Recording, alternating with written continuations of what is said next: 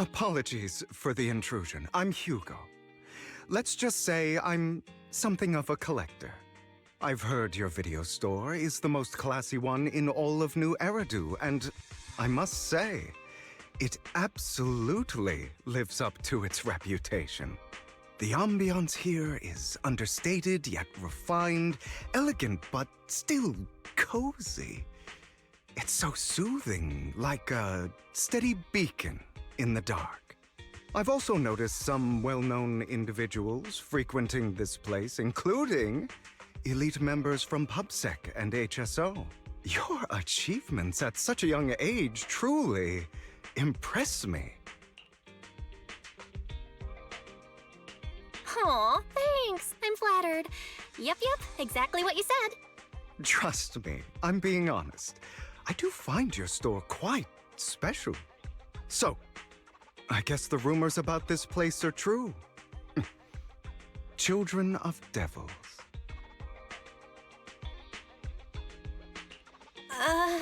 What are you talking about? I'm not following. Am I imagining it? Or do you seem really nervous all of a sudden? Children of Devils is an old movie I've been searching for, but it's so niche I can't find a copy in good condition. Or perhaps, did this movie remind you of something else? You're imagining it. I'm just surprised there's a movie we haven't heard of. No worries. Like I said, this movie is rather niche. Despite the word devil in the title, it's actually about vampires. I'm sure you already know. Vampires were a popular fictional concept back in the old civilization.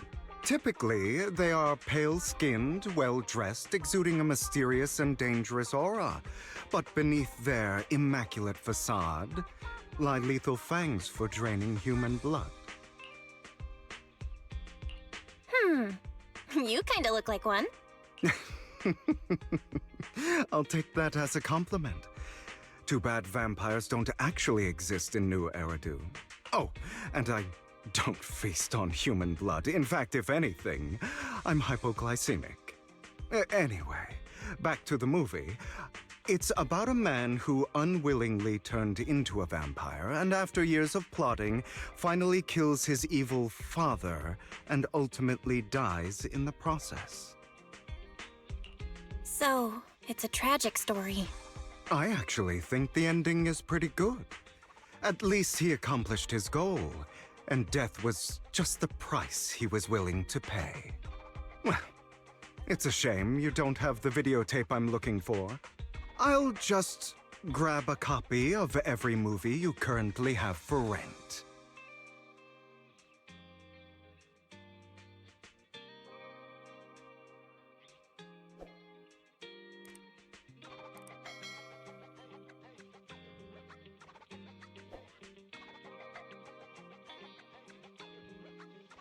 Huh? Oh, thank you so much for your patronage. That's really generous of you. Just think of it as my thanks for chatting about the movie with me. Your store is like a collector's gem in itself. Please, consider my payments here as an investment in a collector's prized find. Your definition of a collectible is pretty broad, just as I'd expect of a collector. Because of my work, I happen to know some of New Eridu's upper echelon. Some even collect human organs. Just some rumors circling around. Hope I didn't spook you. That's nothing. I've seen my fair share of crazy stuff. Guess I was worried for nothing.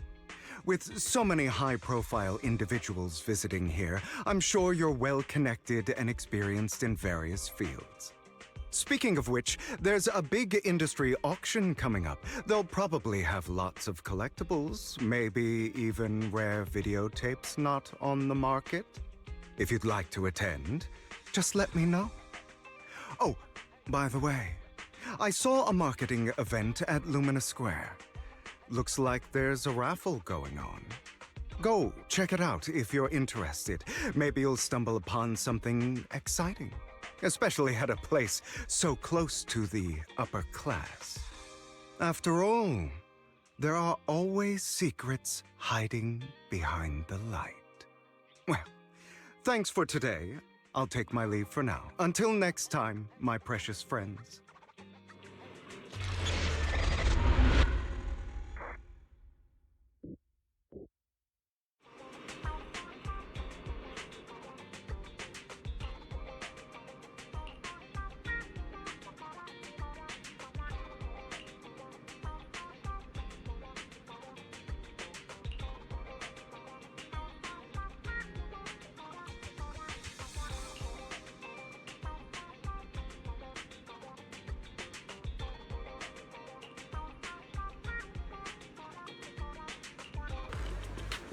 You there! Why not come try your luck? All sorts of prizes are waiting to be won!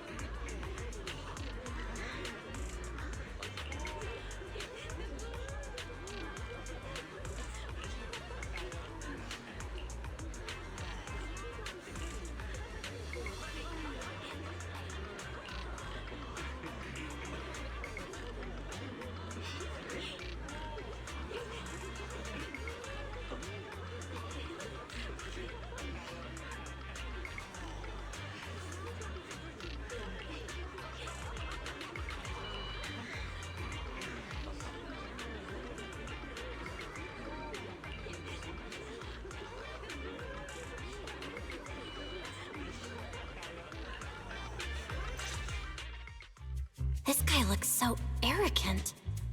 Maybe I should take a tougher approach with him. Quit the act. I've seen right through you. You may look harmless, but I know you have a secret identity. Your crafty skills have caused headaches for countless people. Not to mention, you're revered in your field. Everyone knows who you are. Your true identity is a member of the most infamous band of thieves in New Eridu, Mockingbird!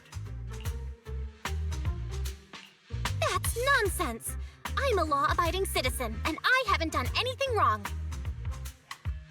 Exactly. If you're so confident in your judgment, why not call PubSec? I'm sure they'd be delighted to apprehend this Mockingbird Phantom Thief on the spot. All right, jeez, I was just guessing. Forget it. Clearly, you have no idea who I am. I'm Curtis Ravenlock. That's right, of the esteemed Ravenlock family from Tops. You'll face consequences for crossing me.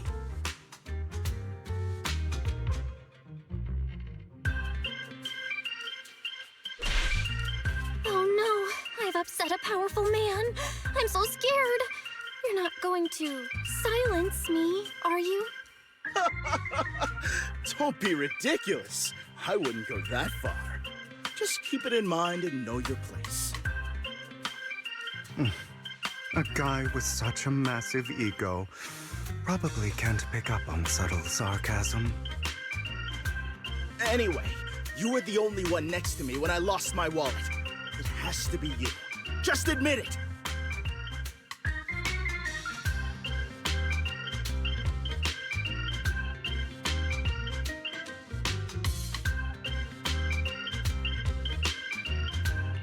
Listen, you can't just throw accusations around. You'll be held accountable for what you say. I did not steal your wallet. But if you insist that I did, let's go to PubSec together. Of course, if you can't prove it, I'll be pressing charges against you. Press charges? That's a bit too extreme, don't you think? Looks like you found the right approach to deal with people like him. In any case, my wallet is missing. It had a ton of Denny's, so someone's got to answer for that.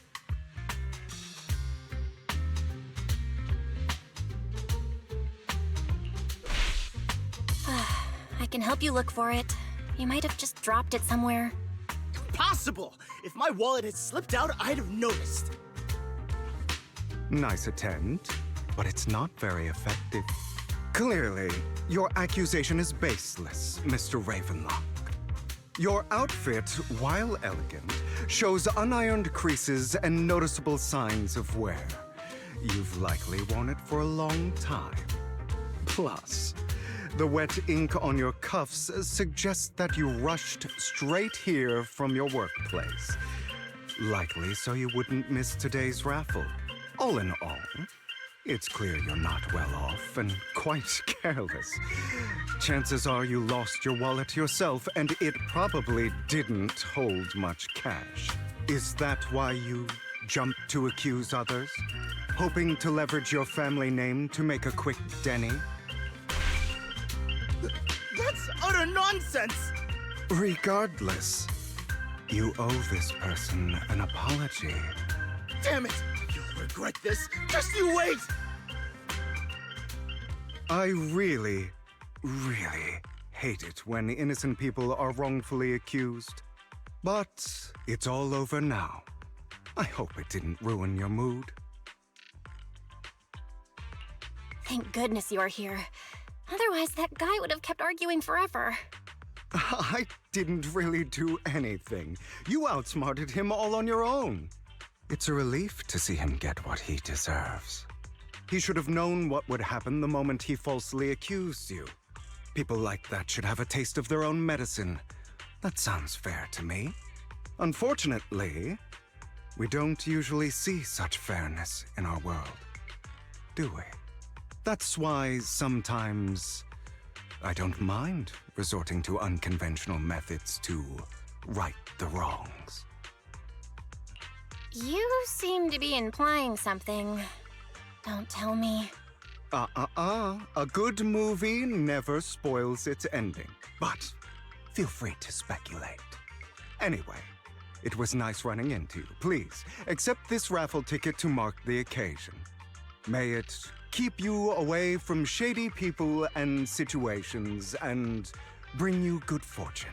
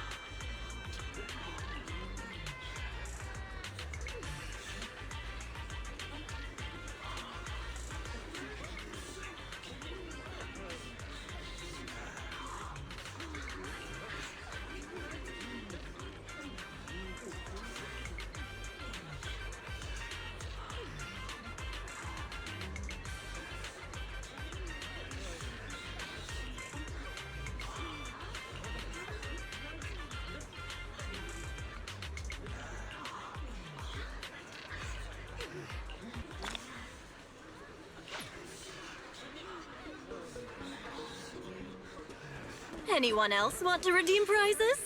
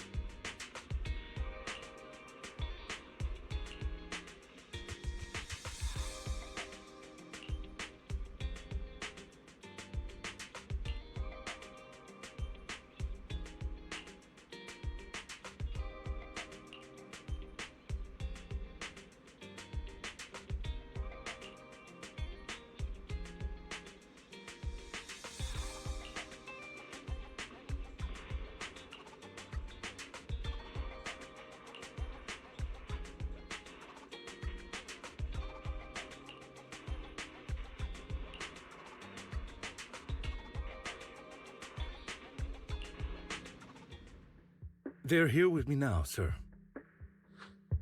I'm glad to have the chance to speak with you, young'uns. Helios Academy used to be a peaceful and comforting place. I know you still can't fully trust me, and I understand that completely. But please do know that I mean you no harm. Your teacher, Carol, and we used to be friends. She was a kind person. I was truly sorry to learn that she was the one held responsible for the fall of the old capital. She was innocent. There has to be more to the story. I hope so too. It's just that the fall of the old capital still weighs heavily on us all. But I believe you just got caught up in all of this. I'm sorry for what you've been through over the years. It must be tough. Sooner or later, we'll find the evidence to clear her name. Then I sincerely wish you success. The real reason I reached out to you is to tell you something very important. Something about your eyes.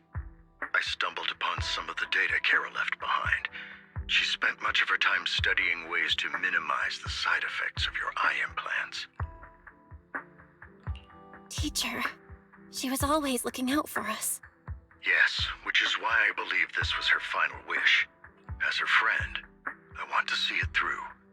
Simply put, your eye implants are directly linked to your brain, and their functionality depends on your body's limits. As a result, the HDD system takes up a part of your body's capacity. This leads to certain issues, the most notable being that it suppresses your innate ether aptitude. I brought in a team of specialists to analyze Carol's data samples, and after some effort, they created a plan to upgrade the HDD system. After the upgrade, the HDD system will operate with significantly reduced power consumption, allowing for a substantial boost in your ether aptitude, or rather, a restoration to its original level. Do you mean that once the HDD upgrade is done, we'll be able to enter the Hollows ourselves without Eos? Exactly.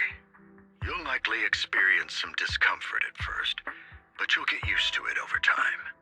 I'll have the specialists from Marcel Group continue monitoring your physical condition to reduce the burden on your body and help restore your ether aptitude more effectively. Are you really giving us such advanced technology for free? Feels like there's gotta be some kind of catch. Besides, you must have known about us for a while, so why wait until now? I'm not asking for anything in return. As for why I didn't reach out sooner, truth is, from what I've learned, your eyes possess even greater power. Perhaps the power within you could affect all of New Eridu. But you must understand, power is a double-edged sword. It can be used against enemies or allies. As the mayor of New Eridu, I must ensure everyone's safety. So I hope you'll forgive my caution. I'd been observing you for some time. That said, I'm confident to say that everyone at Victoria Housekeeping speaks highly of you. Miss Bell and Mr. Wise are both kind and honorable individuals. I believe they'll use their power for the right cause. Yeah, they're both good people. Thank you for your kind words, even though we have no idea what this power is. You're not just saying that to get our hopes up, are you? Of course not. It's just that I don't have much information right now. I'll let you know as soon as I do. Well then, I'll let Lycon assist you with upgrading the HDD system. Rest assured he'll guide you through everything. You should be able to follow him with your knowledge. If you would follow me.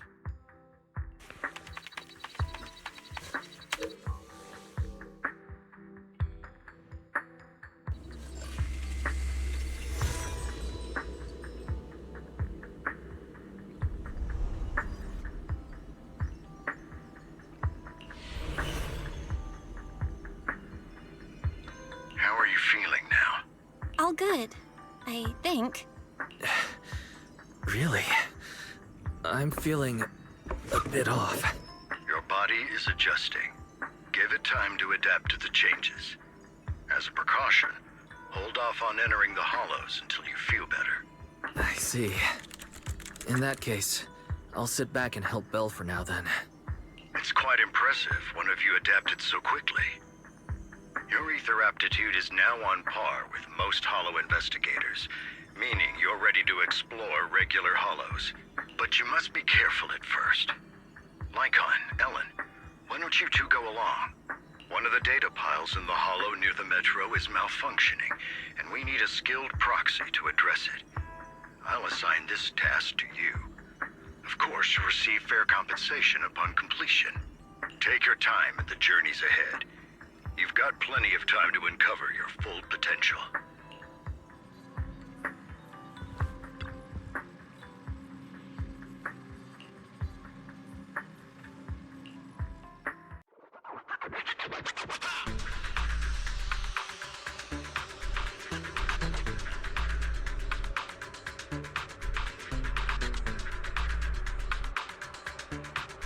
Master Proxy, the data pile that the mayor mentioned is in this direction.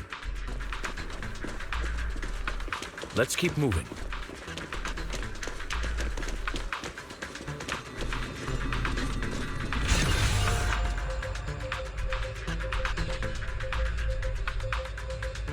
The data pile that the mayor mentioned is near that garage ahead.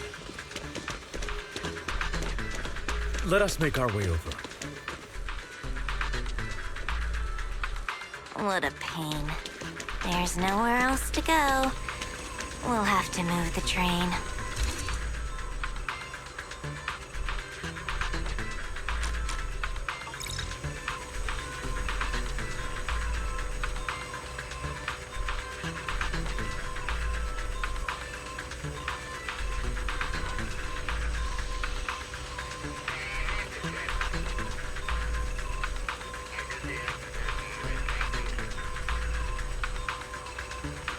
We should search for the passcode nearby to disable the laser, and then move the train.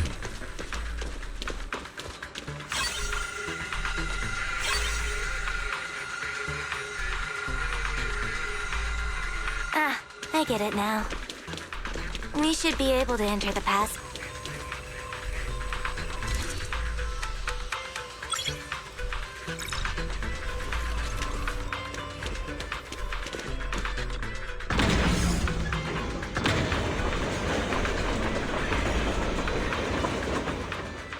How are you feeling now, Master Proxy?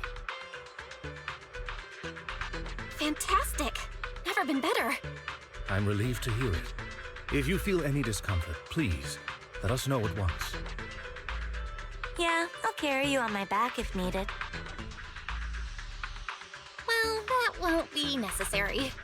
You've always had a sharp mind, and now you've got the muscles to match. Thanks for the compliment. No, I was just thinking. When will you pick up some fighting skills? If you can fight, you could handle things in the hollow all on your own. That'd be pretty neat.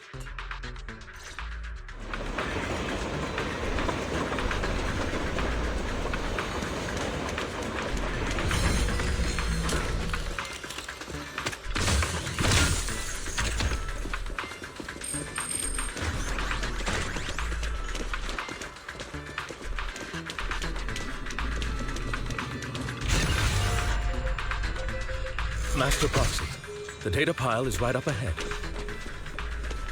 It seems to be guarded, however.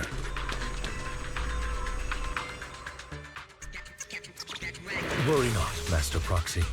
We'll ensure your safety. Thank you.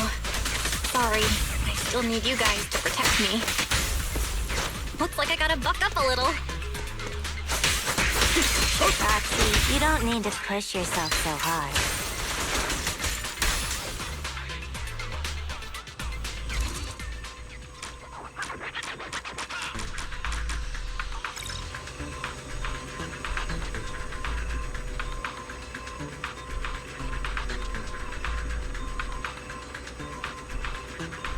Oh, it's another passcode. We should be able to find the passcode nearby. Let's keep an eye out for it.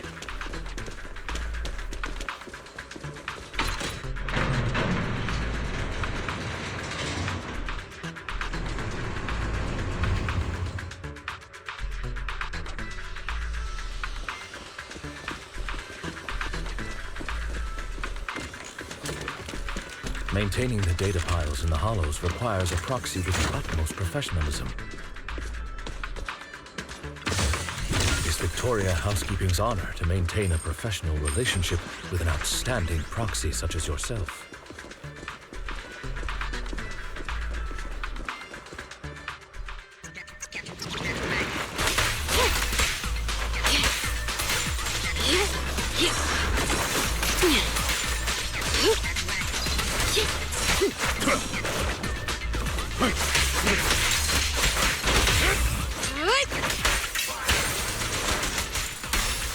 Avoid it.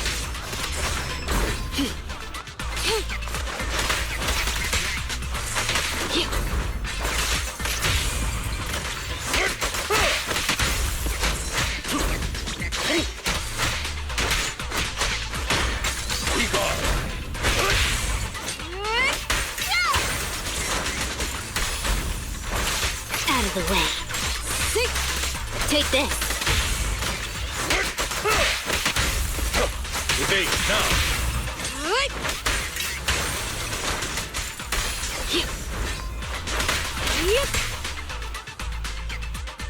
Master Proxy, let's take a look around this area.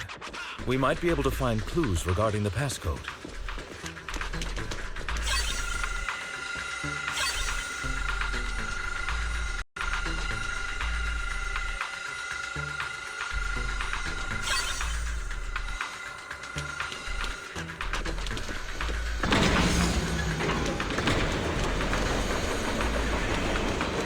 Foxy's moves seemed more fluid in that last battle. All I did was dodge, though. Nimbly evading an enemy's attack is an important skill.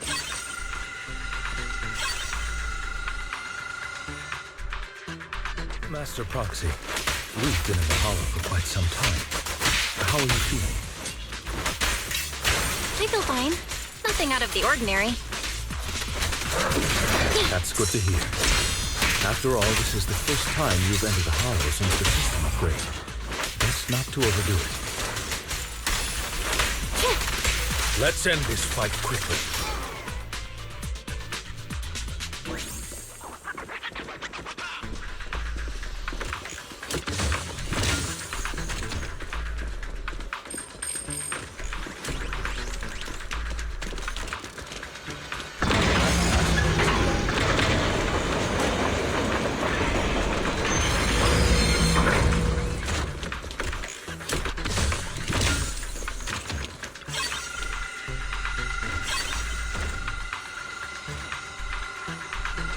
All right, that's all of them. Let us return and open that lock.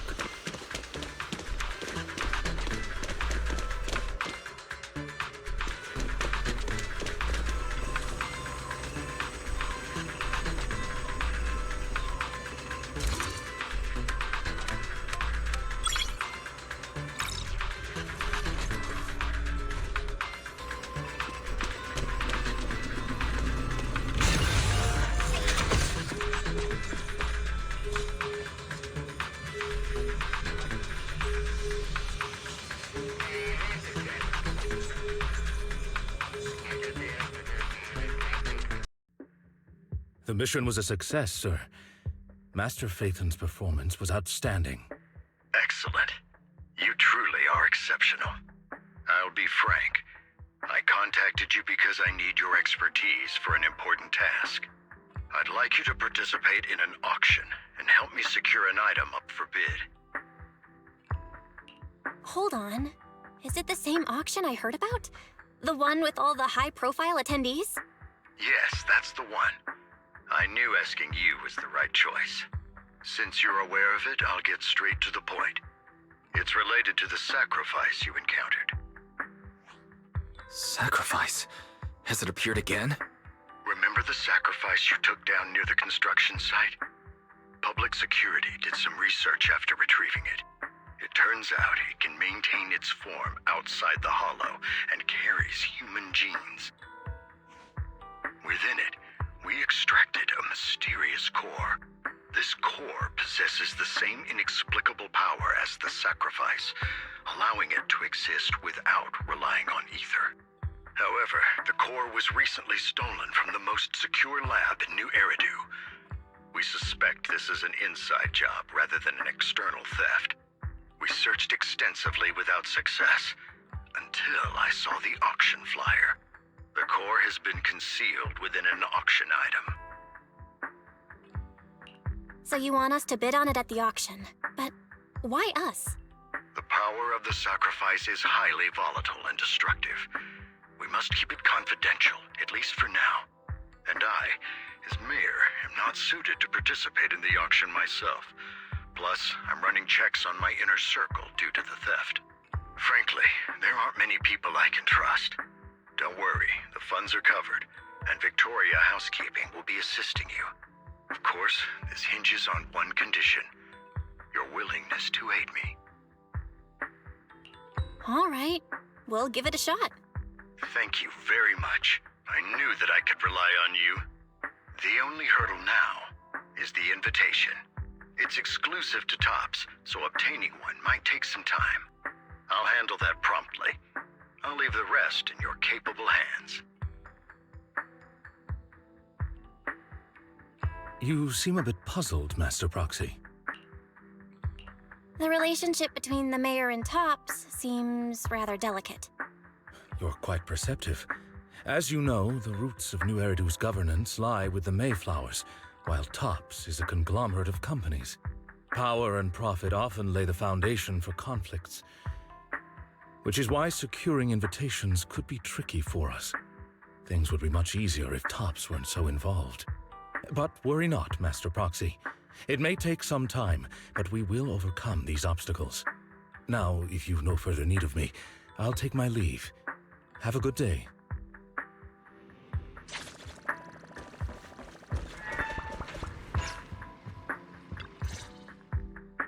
Didn't that collector Hugo mention if we wanted to attend the auction to give him a call? But he didn't leave us with his contact information. Odd, right? If he wanted us to contact him, why not leave a number? Did he just forget?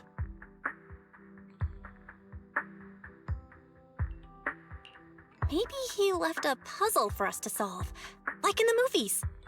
You've been watching too many movies, Belle. We need to separate fiction from reality. Come to think of it, Hugo did leave us a raffle ticket, and said something weird.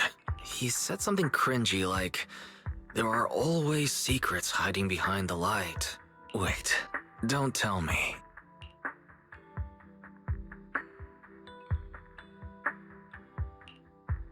I get it now. This guy watches too many detective movies. Anyway, let's try contacting him. Aha, it's you, the manager of my favorite video store. Glad you've cracked my little puzzle. I've been waiting for you to contact me. I was worried I might have left a bad impression.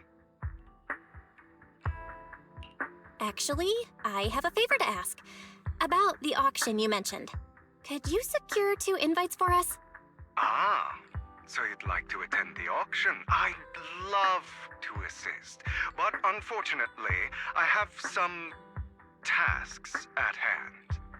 But if you two can help me with my current task, I should be able to find time to get the invitations you need. What kind of task? Is it something I can handle? Nothing too dangerous, I hope.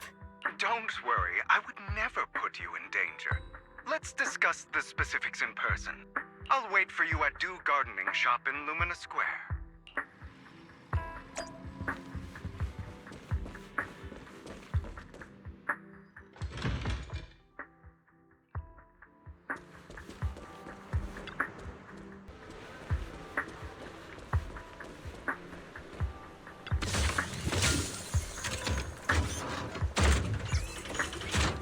You've arrived, my friend.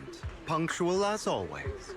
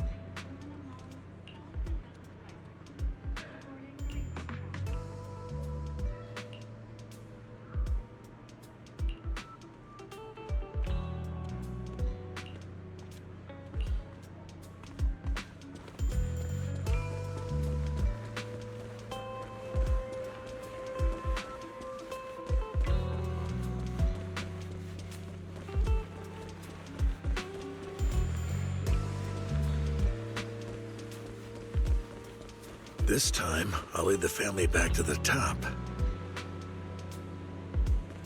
Couples, families, or friends. Simmer Hot Pot Restaurant, a set for two will ensure you never dine alone.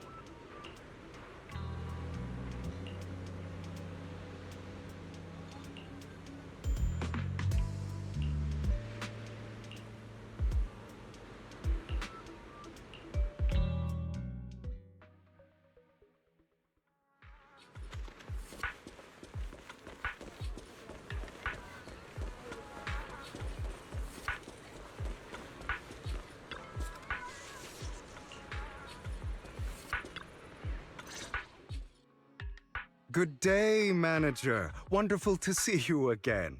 You're as sophisticated and charming as always. About our previous discussion, I assume you've made some progress?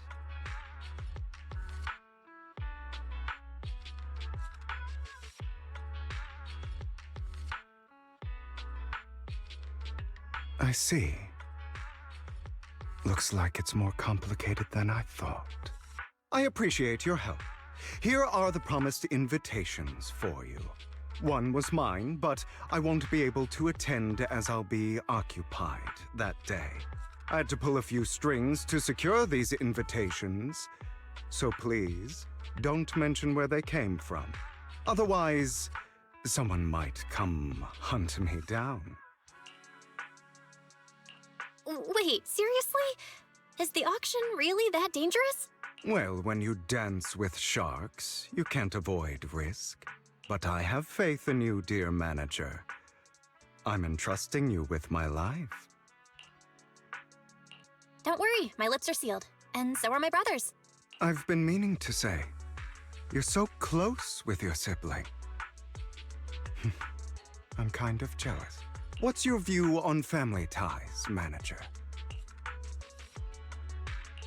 It's a bond you can count on. Like, no matter what happens, Wise and I have each other's backs. That's the exact kind of answer I expected from you. How lovely. I once had a half-sister. Different mothers. Had? Did you two fall out of touch because of an argument or something? No, we never argued. I would like to try, but it's too late. She's been gone so long. I can barely remember her face. I'm sorry. I didn't realize it was a sensitive topic. My condolences. It's okay. I brought it up first, and it was ages ago. Anyway, back to what we were saying. It's highly likely that Hartman will be at the auction as well. As you know, while he's the rightful heir to the Ravenlock family, he keeps many secrets. Should you cross paths with him in the future, be cautious. He's sitting up on his high horse looking down on everyone else, and he'll do whatever it takes to get more power. I hope these upper-class people eventually face the punishment they deserve. Too bad the scales of fate lean one way or another, unless someone steps in to tip them back. I digress. That's all for today. I have some errands to attend to, so I'll take my leave. Have fun at the auction.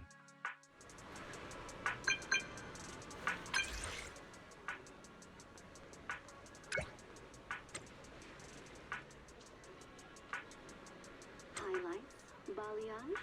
At Beaverson Salon, we offer color treatments tailored just for you.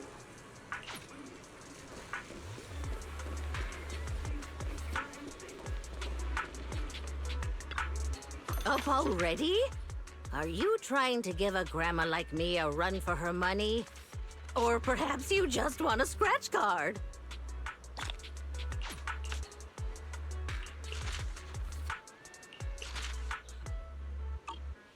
Leaving already? Keep me posted about any great eats or fun activities you happen to find.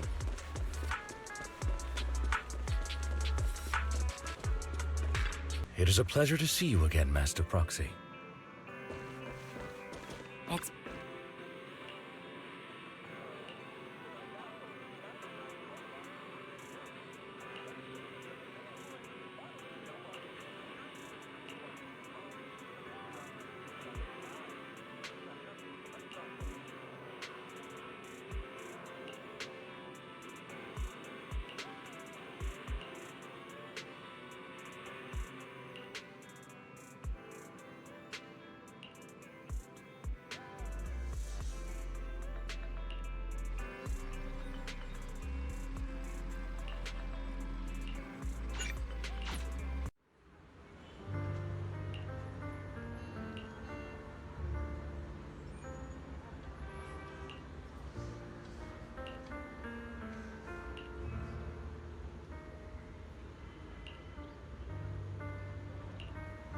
lies, deception,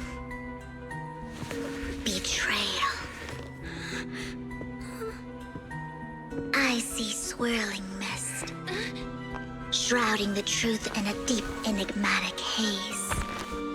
Found you. Chosen one.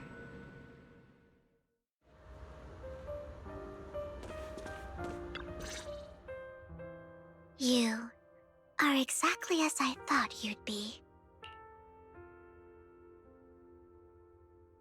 What are you talking about? I'm confused. Words can only convey so much, so it's understandable if what I say doesn't make sense to you now. But you'll know what I mean soon enough. Young lady, I know you might think I'm lying, but I'm telling the truth. That item was my late husband's keepsake, and I had to pawn it due to financial difficulties. But I can't bear to see it auctioned away to who knows where. I'd never be able to get it back. Please help me bid for it.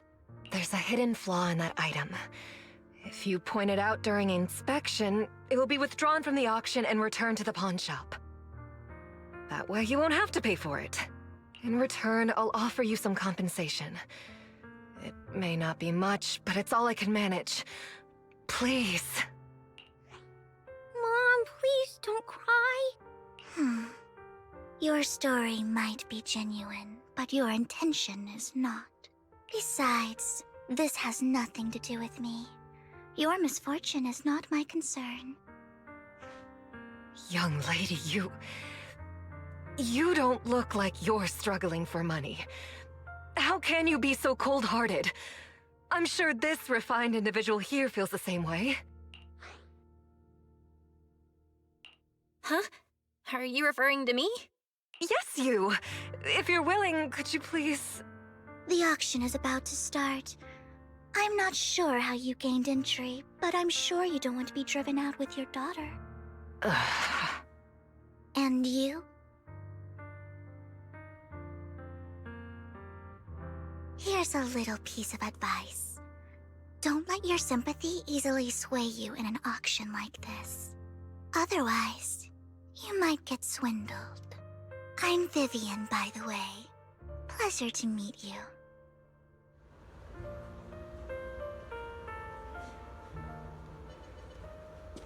Dear guests, the auction will begin shortly. Please make your way to the venue. Not much longer until it's mine.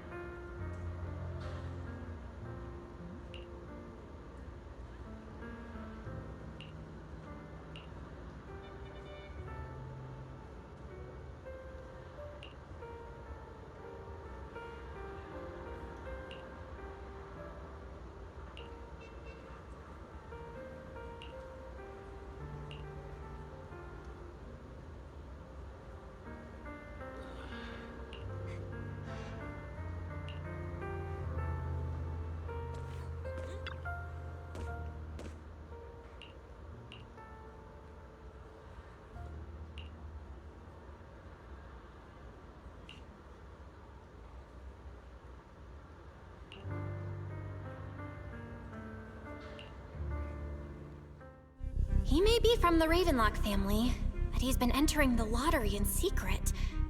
Maybe he's not as well off as I thought. Ugh, what rotten luck. I didn't expect to see you here. I won't back down this time.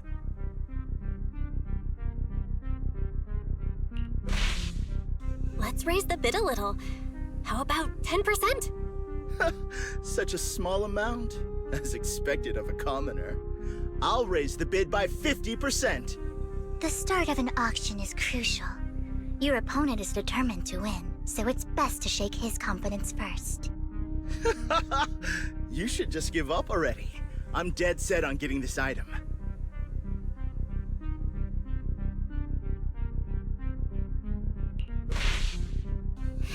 Let's see who comes out on top in the end.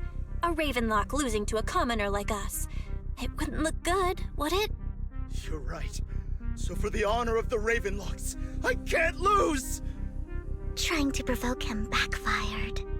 Okay. Let's not rush into inflating the price. Seems like it's just the two of us interested in the item. Why don't we discuss this in private first?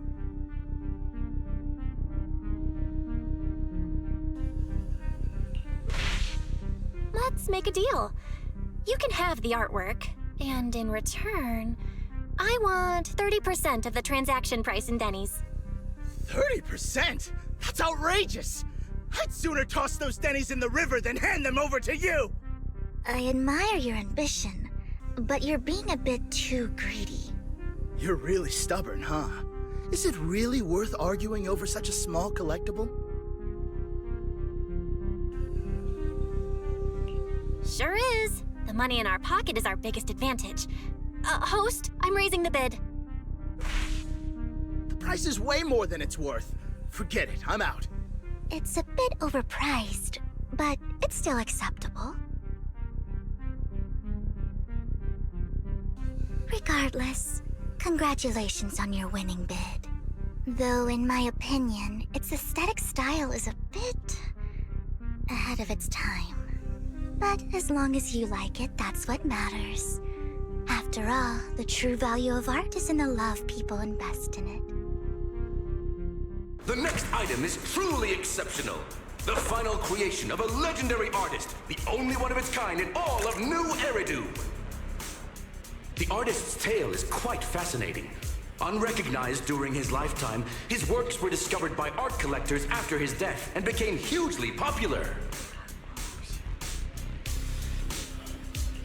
Because of this, authentic works are few and far between, making each one incredibly precious. And this stunning final piece, anyone who loves his work won't want to miss it. Without further ado, let's get started! Starting bid, 200 million Denny's!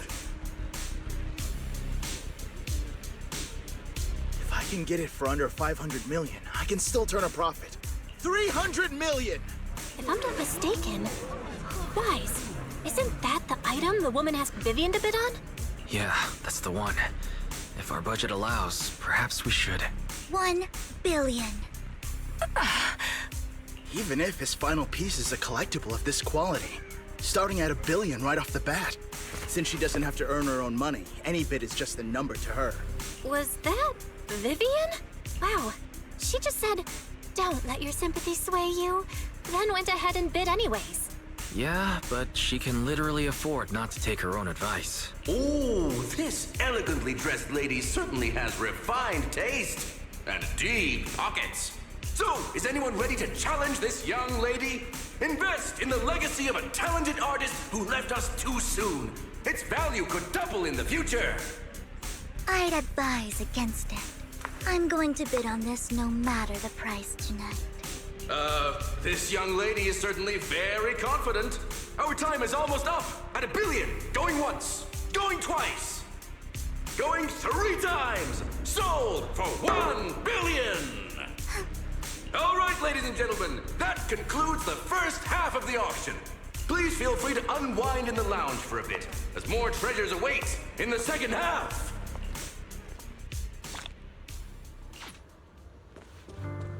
The coffee here is drinkable.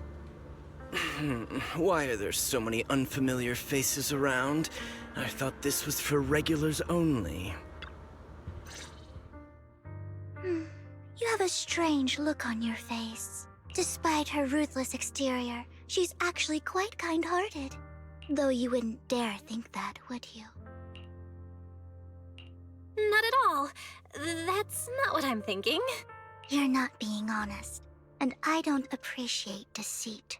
Just to clarify, I didn't assist that woman out of kindness, nor do I plan on giving up the item I just purchased, because it's nothing more than a common scam. A scam? So you're saying that woman is a con artist? They'll tell you a tragic story, begging you to help bid on a collectible at a high price. They promise a reward and guarantee the item will be withdrawn from the auction, so you think you won't have to pay anything. But the reality is, once you bid, the deal is done. No going back, and you end up shelling out a hefty sum for something worthless. So, why did you still bid on the item? I really enjoyed the story of that legendary artist. Art, at its essence, sells stories, doesn't it? I'm willing to pay the price for the stories I choose. That's another lie. Looks like you believed me. How did you figure it out again? Let me give you another piece of advice. Appearances can be deceiving. People often mask their true intentions. Sometimes, what you can't see is the real truth.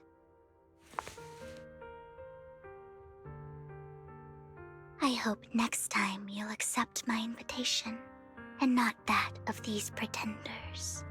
I'll see you soon, my friend of many secrets. The second half of the auction is about to begin.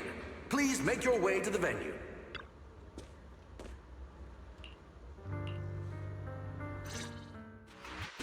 Ladies and gentlemen, welcome back! Up next in our auction is tonight's showpiece, the one-of-a-kind Robe of Heroes!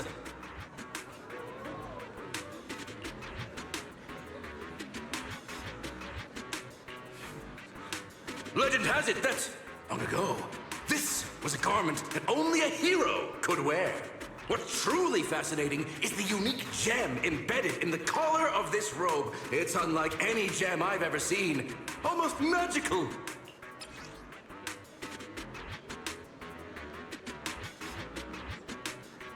Wise, that gem's probably what we're looking for. Such an important item, yet it's just there on a piece of clothing, completely unprotected. How gaudy. This auction sure is busy.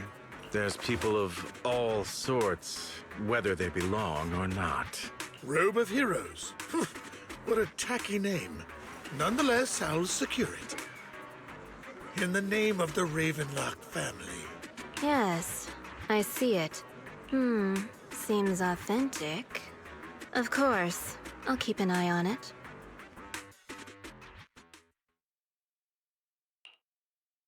I didn't expect this to drag on so long. I believe there is no meaning in continuing this senseless bidding war. Frankly, wasting time irks me more than squandering money. So, my friend, let's cut to the chase. What did you have in mind? This man is pretty shrewd. Maybe I should match his energy.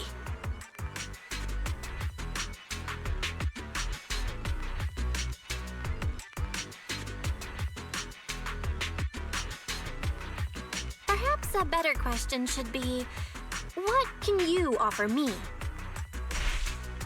The ball's in my court now. Good. I enjoy conversing with people of sufficient intelligence. There are more antiques in this auction than just the robe. Why rush into this? You might find something else you prefer.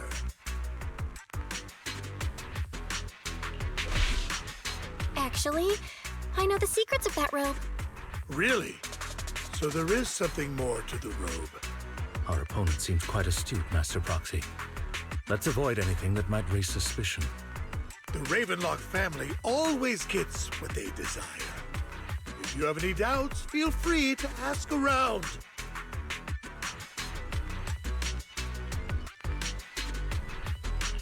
What a coincidence! I, too, always get what I want. You're quite confident. You know when to stand your ground. Well done. My time is valuable, my friend. I've already lost a significant amount of Denny's talking to you. If I offer you a token of appreciation, let's say a hefty sum of Denny's, would you consider backing out of this bid? Don't try to bribe me. I don't need or want money. For once. You're quite persistent, aren't you? It's been a while since someone dared speak to me like that. All right, since I can't sway you, we'll have to settle this with our financial power. But let me be clear. No matter how high it goes, I won't back down. Oh no. Though the mayor gave us a huge sum of Denny's, I have a sinking feeling it won't be enough to outbid this rich jerk.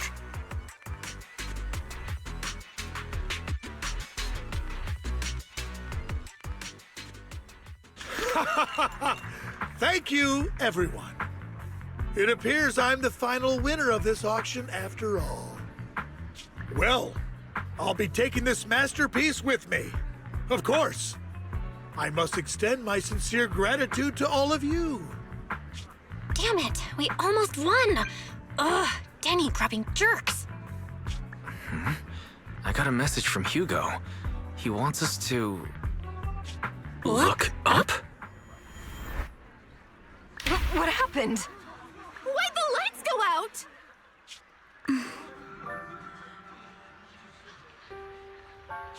What's going on? The power went out? Mommy! I'm scared! Ladies and gentlemen, welcome to tonight's auction. My apologies for the long and dreary opening. Losers always have a lot to say. That guy looks familiar. Is that... What are you all standing around for? Someone deal with this intruder! How uncouth. I'm simply here to reclaim what's rightfully mine. You! When did you? Well then, tonight's show is coming to an end. I wish you all a lovely evening. Yours truly, Mockingbird. After him! Catch that thief or forget about getting paid tonight! I can't believe he's here. And his target happens to be that core, too. Forgive me, Master Proxy, but that... Mockingbird and I have... history.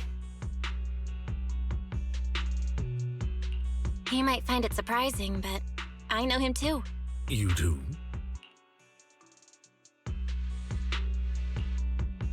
I see. So that's how you know him. Years ago, we founded Mockingbird, the Phantom Thieves Syndicate. Things started off well. We were young, with naive ideals and lofty goals, and we pursued what we thought was right. But one night, that all changed. There may have been signs of what was to come, but no one noticed them at the time, or perhaps we chose to ignore them. Eventually, I left Mockingbird and accepted the olive branch extended by the mayor. The separation was, shall we say, less than amicable. And my dearest friend became my sworn enemy. Master Proxy, if I may ask, what do you think of Hugo? Though he helped us before, and he seems pretty nice, I can't help but feel something's off. He's a part of Mockingbird after all. Mockingbird has changed from how we envisioned it. And Hugo, too, No, it's nothing. In any case, he is very dangerous. I'm still unsure of his intentions, but we cannot risk letting him have the sacrifice core. Based on my past experiences, I can likely predict the route he'll take to evade his pursuers and escape. However, this path lies within the Hollow. Master Proxy, can you... Let's head straight there. I'm feeling super strong right now. Very well. Please, follow me then.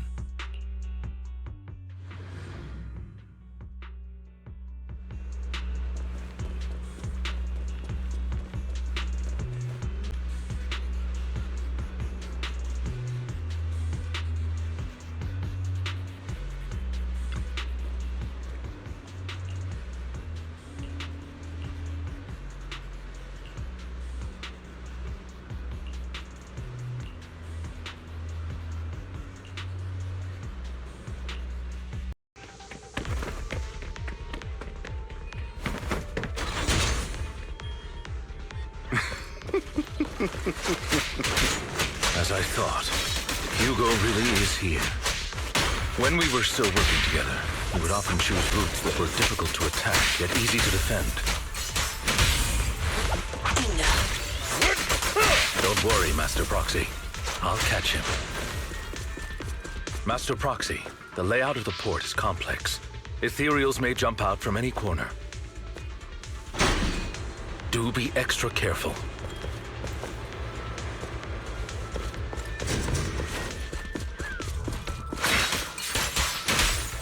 Many ethereals.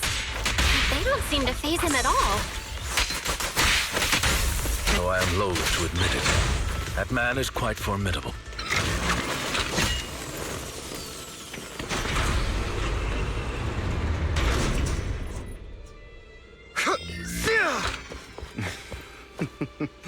Goodbye, my friends.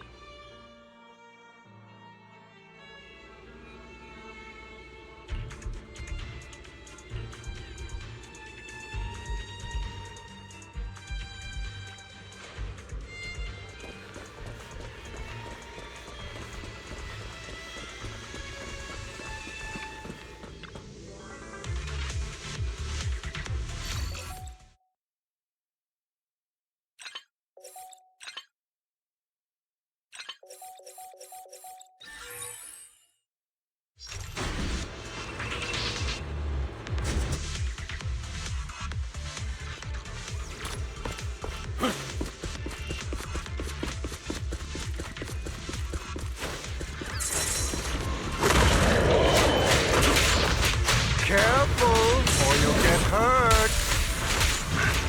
I'm not going to let you have your way. Master Proxy, that's one of Hugo's weapons. Make sure to avoid it. It may look like a coin, but it's actually a dart. He carries around a briefcase filled with all sorts of weapons. It's quite the hassle to deal with.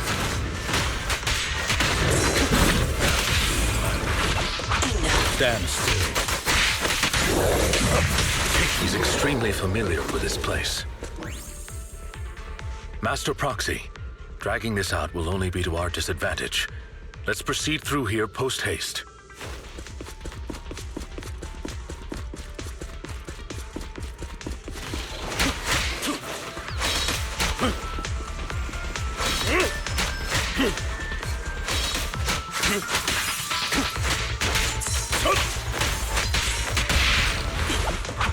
Stay calm now.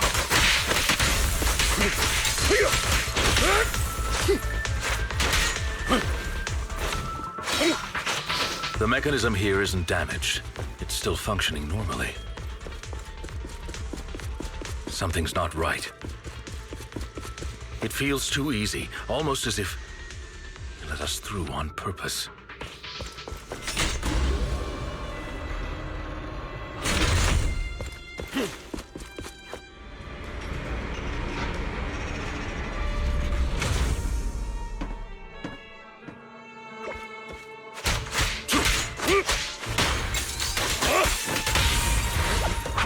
Stand still.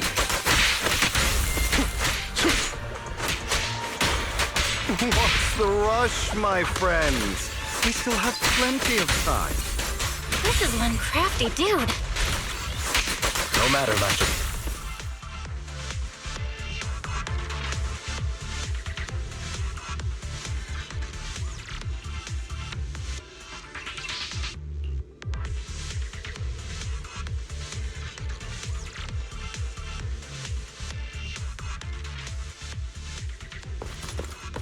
This must be the right way.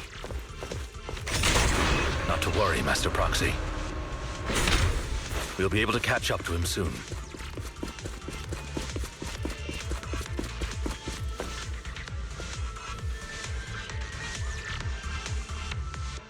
It should be this way. Are they from the auction? No, they shouldn't be able to track Hugo here. They're likely just hollow raiders. Back then, Hugo would typically retreat into a hollow after securing the goods. And as his partner, I'd be responsible for leading the pursuers astray. I'm unsure if he has a partner now, or who they might be if he does. Well, Phantom Thieves usually have partners, right? He must have recruited a new one. True. That could make things trickier, as he may have passed the core to his partner. Regardless, Master Proxy, let's steer clear of those Hollow Raiders for now. Although I'm confident in my ability to defeat them, the clash here might delay us and jeopardize your safety. Our main focus now is locating Hugo and retrieving the gem.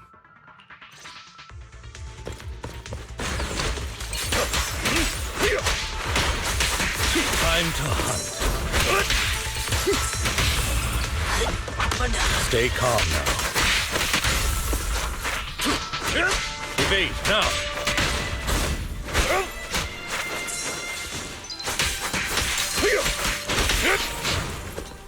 He should be nearby.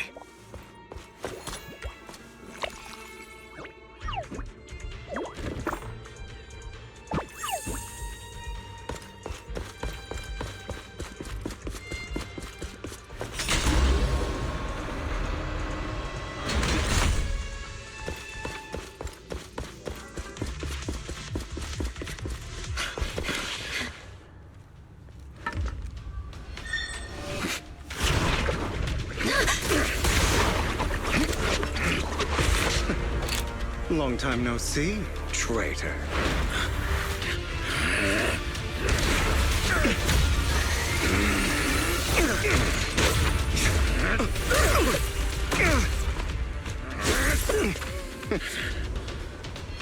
It was you who broke the oath, not me. You haven't changed, pompous and self-righteous.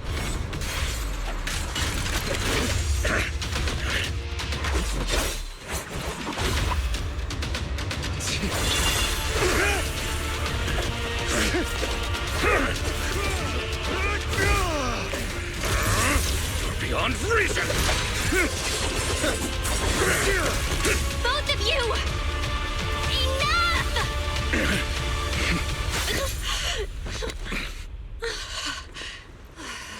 Master Proxy. Are you all right, Master Proxy? Any injuries? I'm fine. I just forgot I wasn't Eos. I thought your attacks would just go over my head. I'm not used to being this tall, I guess. Rest assured, Manager, my blade has always been steady. I'll never point my weapon at my allies, especially not you. As for that oaf, he has no sense of control in the heat of battle, even turning on his own comrades. I'd thank you not to spread lies. What? Are you denying it? I merely spoke the truth, didn't I?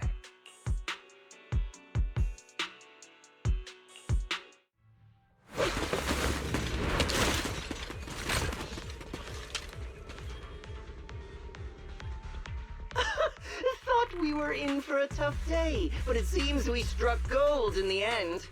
If you value your lives, you better hand over all your etheric resources and any other valuables you've got.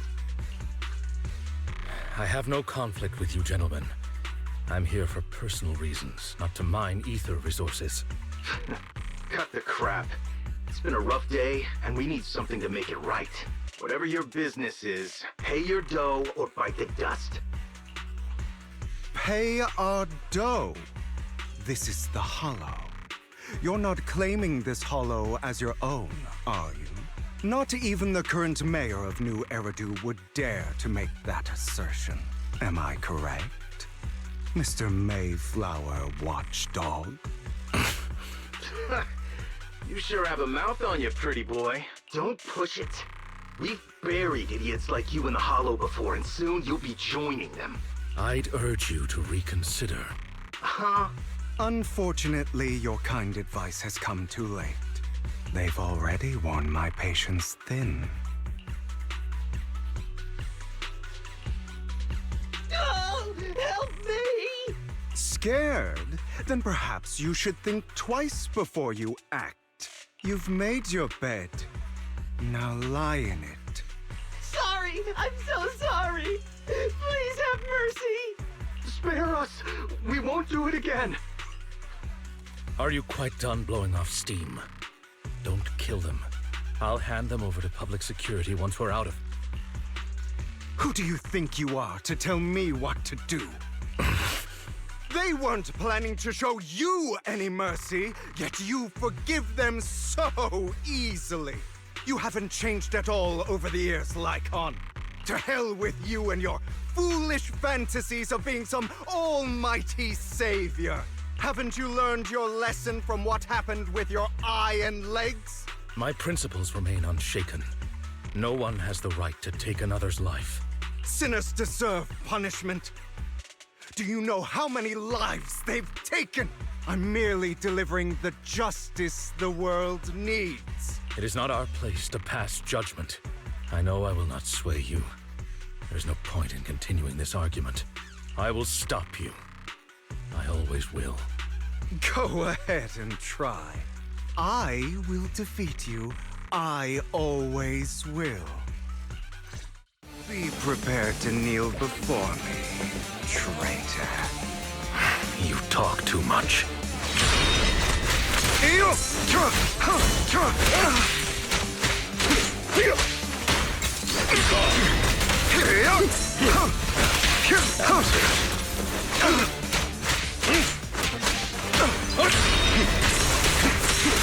Out of my way!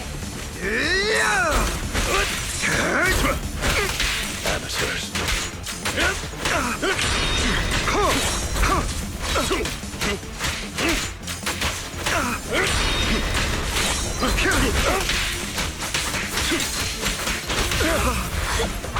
Proxy, I'd advise against trusting anyone from the Mayflower family.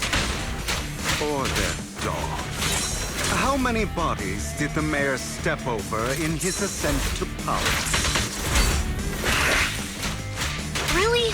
Do you two have to do this now? My apologies, dear manager. But I'm itching to teach him a lesson. Shut up!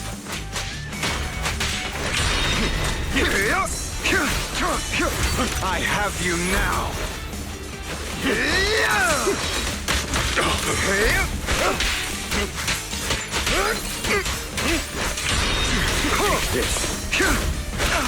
Amateurs. I'll bite your throat out!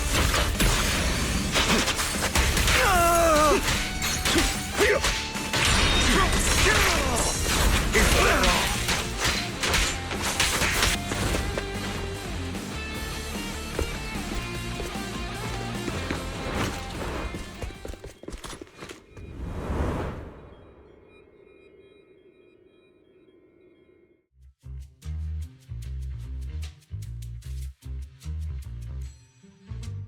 Worry not.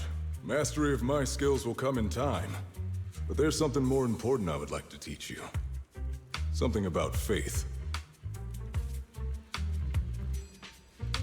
Does a phantom thief even need faith? Of course. What else would we fight for? For wealth, fame, and power to stand at the top so nothing and no one can imprison us. Isn't that what everyone desires? Or perhaps by faith. Do you mean something asinine and empty, like justice, dreams, or friendship? Hilarious. Grow up, Lycon. It's time to let go of your naive fantasies of being some almighty savior. You just don't get it. All right, enough squabbling. What I'm trying to teach you is very simple. I may not walk the path of justice, but I do not walk the path of evil. There's too much injustice in this world. And there are times when it becomes necessary to right those wrongs with unconventional methods. Taking lives, however, is out of the question. Life is a precious gift, one that nobody has the right to steal. No one should have the authority to judge whether another lives or dies. Keep that in mind. I will. You don't seem convinced, Hugo. As you mentioned, this world is unjust. That's why we must strive to bring fairness to this world. Those who cause harm should face consequences, just as those who take lives should. But not all lives hold the same value. Sometimes, you may need to eliminate one if it means saving more. You're too proud. Your pride may lead you astray. I have my own path and beliefs, Jack. I'll determine for myself what's fair and unfair. Hey, watch your mouth. If it weren't for Jack, you'd be dead already. You're a smart kid, Hugo. Skilled too. You could easily take the life of a sinner. However, what if one day you found out you were wrong? What if that so-called sinner were innocent? Could you bring them back to life? I wouldn't make that mistake. To err is human. Everyone is bound to make mistakes. It's good you are open with your thoughts. I just don't want your troubled past to weigh you down. Because your hatred doesn't define you. It only eats away at you.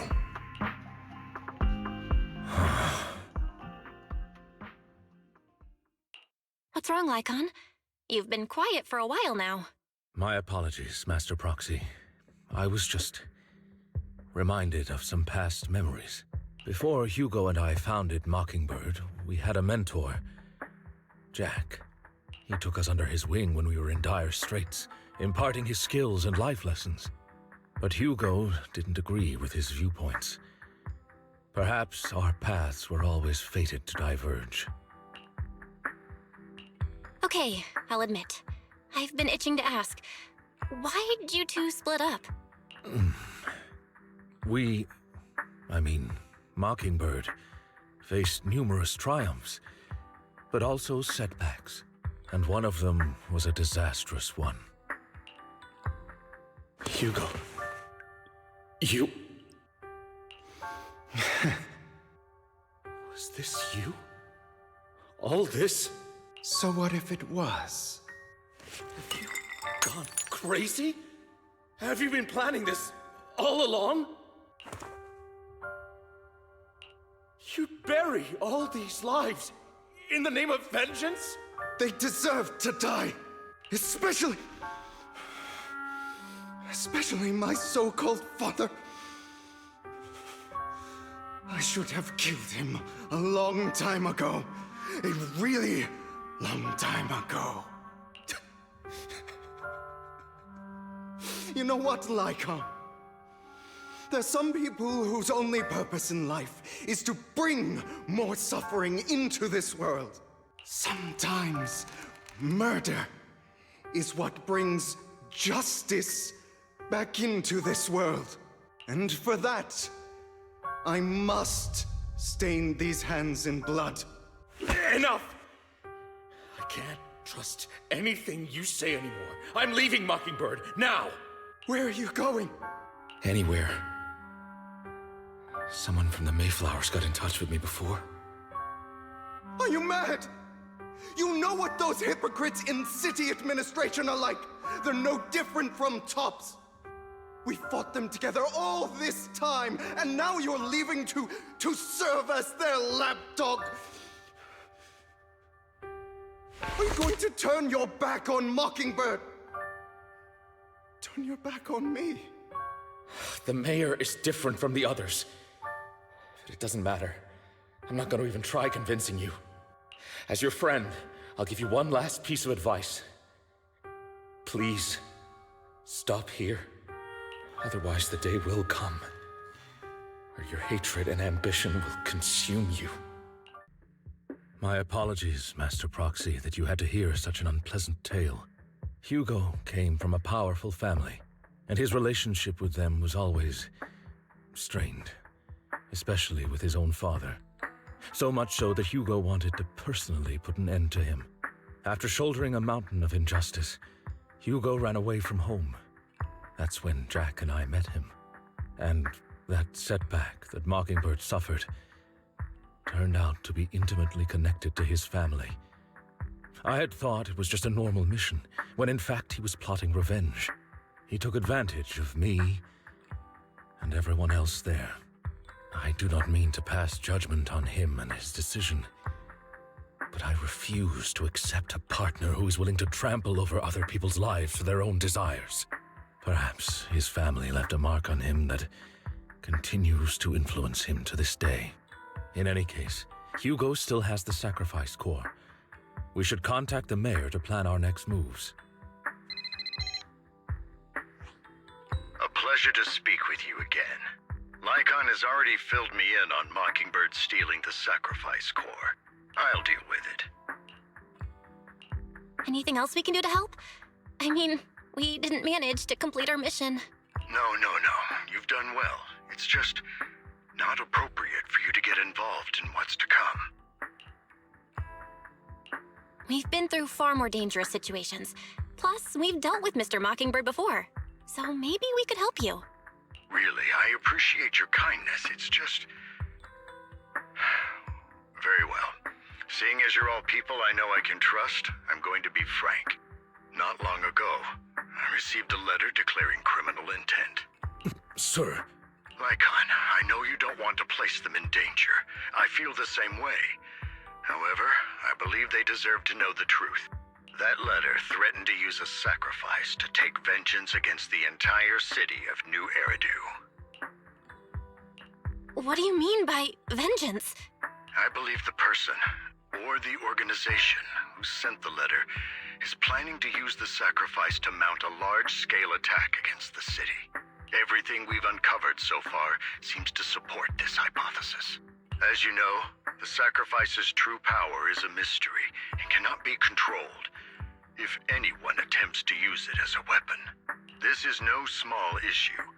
If this gets out, it'll send the public into a panic. Please promise me you'll keep things confidential. Then let us help out. We can do our part too. But it's like I said before, it'll be too dangerous for you. Whichever way you look at it, you're still citizens of New Eridu, and as mayor, it's my duty to protect you. Plus, Carol would be furious with me if I put you in danger. If she were still around. Anyway, I'm not at liberty to discuss this matter any further. Please rest assured that we will handle things properly as the administrative authority of New Eridu. That's right. Master Proxy, please trust us. So that'll be all for today. Goodbye for now.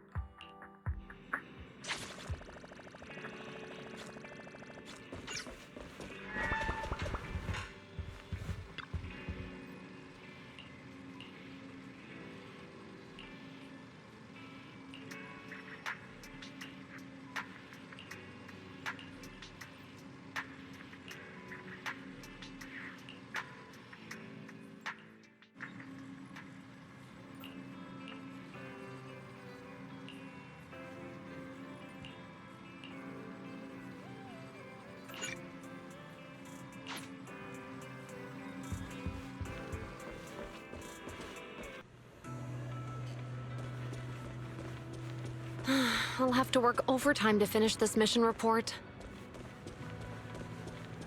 You're here!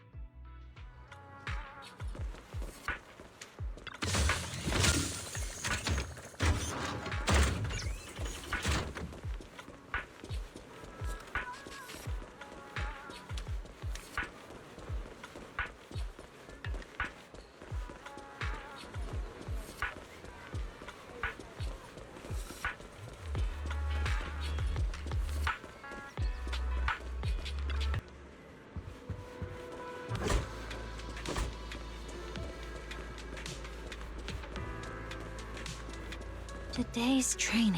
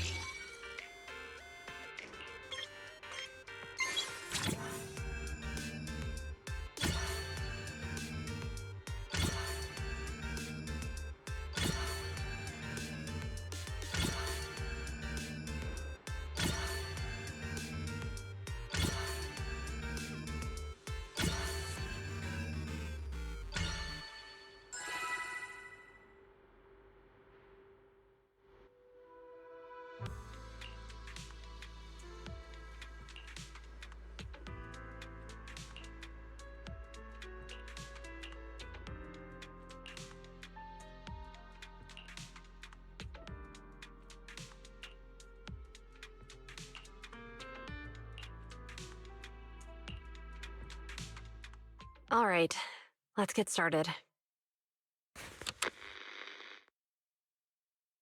I'm probably not getting out of this hollow, but at least this tape recorder still works.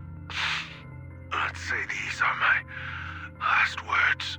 I gave away my anti-corruption equipment to save those civilians, so I'm not in good shape. Unfortunately, we came up against a horde of ethereals right after that. I rushed over to fight them off and tried to save the civilians, but in the thick of all the fighting, I turned back and realized that I was somehow alone. Nobody was behind me.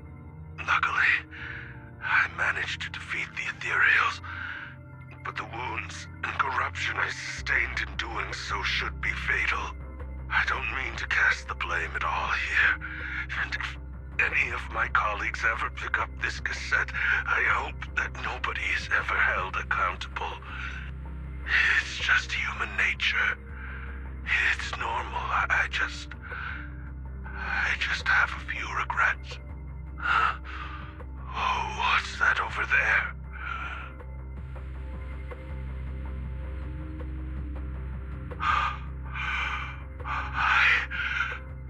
I've seen a miracle.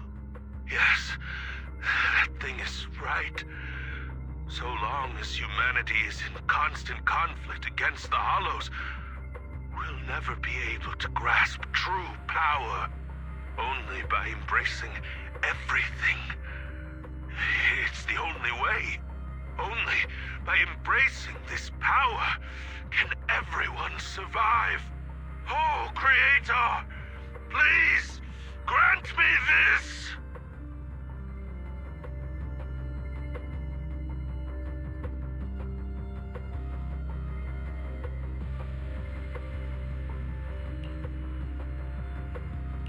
Are you okay, Jiyuan? Don't be so sad. Thanks. I'm okay. It's just... Even though we had our suspicions, now that everything is out in the open, I can't help but feel a little... Well, at least now I know the reason why he changed. What did Bringer see during the recording? Whatever it was, he called it a miracle. I saw the mission report from that incident. Bringer emerged from the Hollow unscathed, completely free from injury or corruption. Plus, I remember him rescuing a few civilians and walking out of the Hollow together with them. But if that's the case, then it's at odds with the audio we heard. Which one is the true version of events? It's possible that both are true. Like if Bringer actually met a real god that completely healed his body and helped him save the others. And that's why his mood changed so much. Why he started believing the Exaltists. Because he witnessed a miracle. That sounds like a reasonable speculation at this point. But it still exceeds the limits of what we know. In any case, it's a clue that ultimately points to the Exaltists. I'll keep pulling this thread and see where it leads. I've been waiting for you for quite some time. We meet again, Master Proxy. I imagine you've already managed to gain some info from the conspirators about some people who wish to use sacrifice to launch an attack on New Eridu.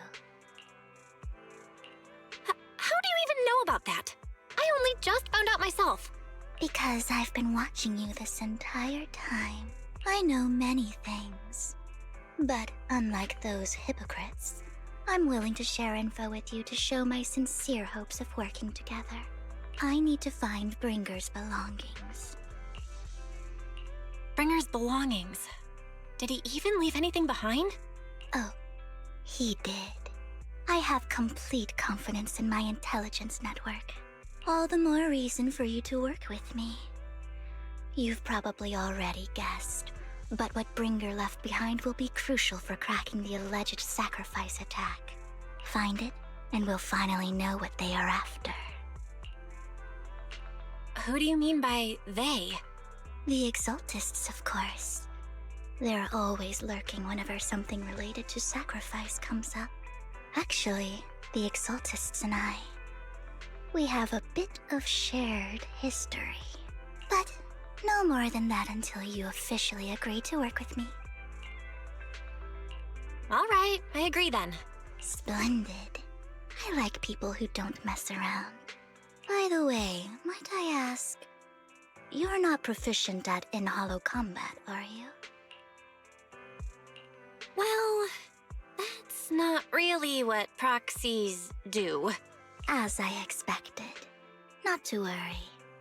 You're an invaluable proxy. All I require is for you to guide me. I mean, not even my darling Lord Phaethon can fight in the hollows. Hang on. What did you just say? Your darling Lord Phaethon? That's right. The best proxy in all of New Eridu.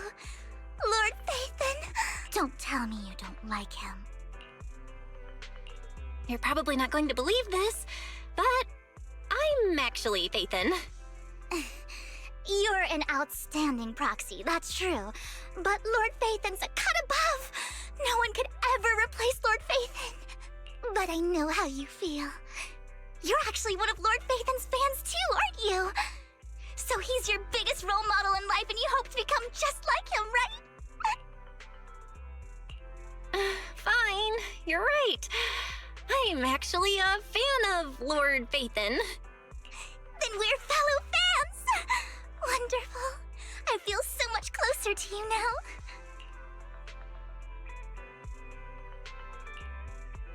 Oh my! Once I start talking about Lord Phaethon, I just can't help myself! Look at the time! I suppose that's all for today then. I'll be in touch with more news.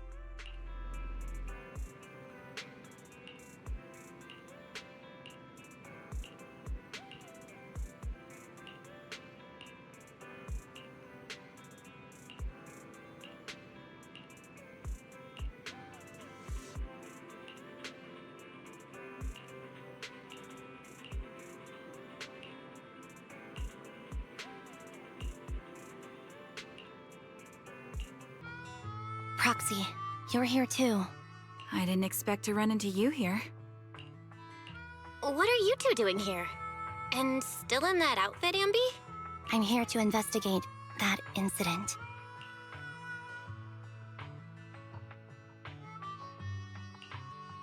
I've recently dug up some clues about the person behind the operation, but my key contact is ultra cautious and keeps demanding me to prove my identity.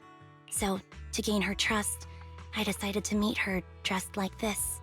Now that everything is completely finished, this uniform doesn't really represent anything in particular. For me, it's just another outfit now. We all have to move on someday. I'm helping her. I want to make sure whoever's behind all this is caught. And who's this young lady? Her name's Vivian. She's my friend. We're here investigating a few things ourselves. Ambi, one of the Cunning Hair's most powerful members. And Trigger, an Opal Squad sniper. It's an honor to make your acquaintance. You know us? Looks like someone's done our homework. Is it because of the proxy? You two are practically celebrities. And because of my work, I've got loads of info when it comes to anyone with a name around New Eridu. I see. Seems you're handling your work well. Let's prepare to enter the Hollow. Unless you have any further questions, we'll be taking our leave now. You're going into a hollow? Proxy, you plan on going in like that? Yeah, that's right. I've recovered quite a bit lately, so I don't need any protective equipment in the hollows.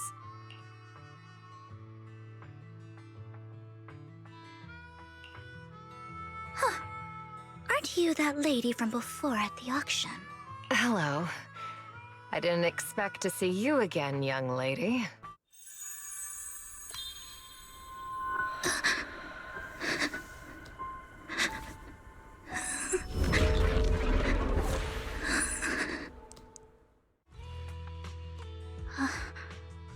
Vivian, are you alright?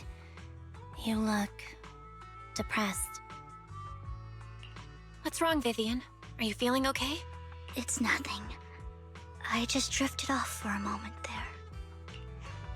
So then, what are you doing here? Don't worry. I'm not here to scam you. I'm waiting to meet someone. Don't tell me. You're my contact for intel? That's me. Ambi from Silver Squad, I presume? Pleasure to meet you. All right. I'm going to exchange some information with Miss Ambi here. So if you'll excuse me.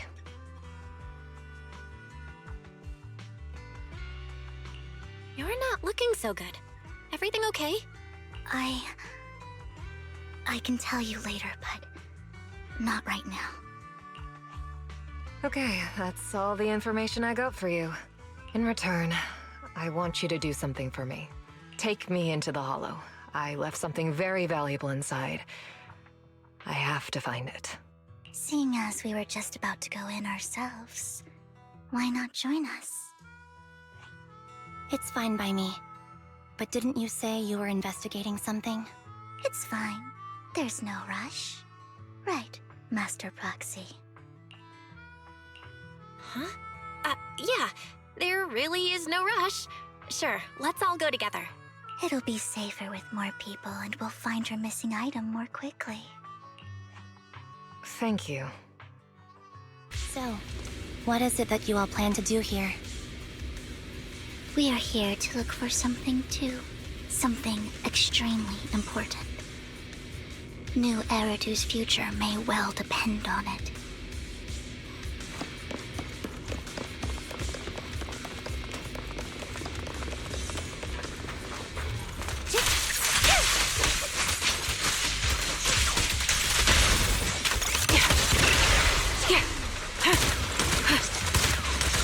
Ether vision activate.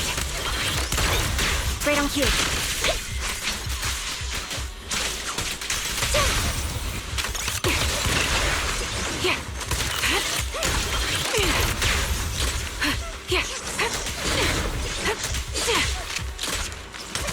Adjusting for wind. Move behind me.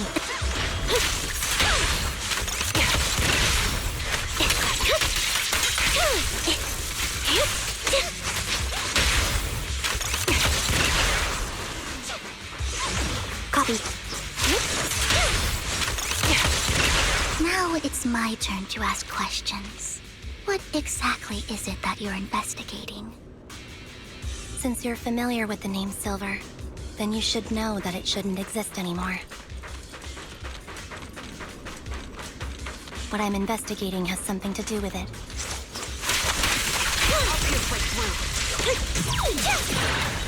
Got you covered. Ether vision activate.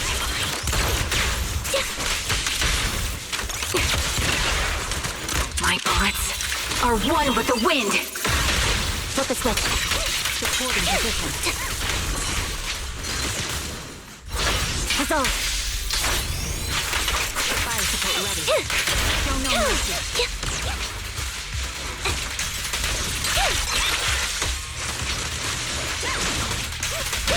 Quick shot!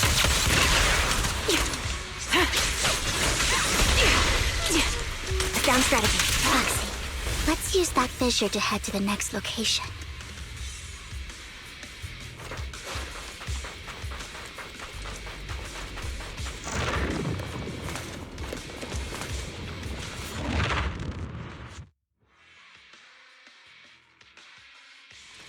This is the place. Point. So, what is it that you're looking for? A ring. I was excavating ether here before and accidentally lost it somewhere. Please, could you all help me find it? It has to be somewhere among all this stuff here. Sure, I'll start looking. I'll go with you. I'll stay here with her then. Thanks, but you don't have to worry about me. Go ahead and accompany the others. I'm sure it'll be faster that way. And sorry for wasting your time like this. I know it might sound strange, but I'll be so happy if my daughter grows up to be capable like you.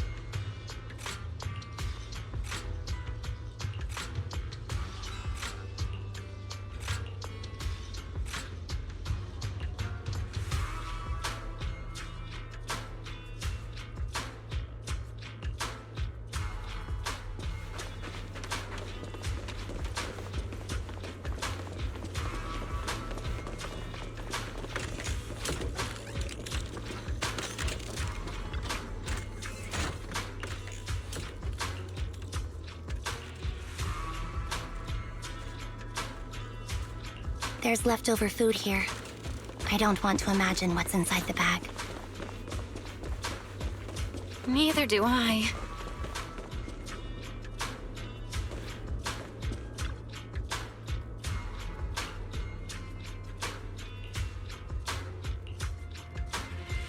A toy that seems emotionally stable. There shouldn't be a ring hidden in it. It's pretty cute.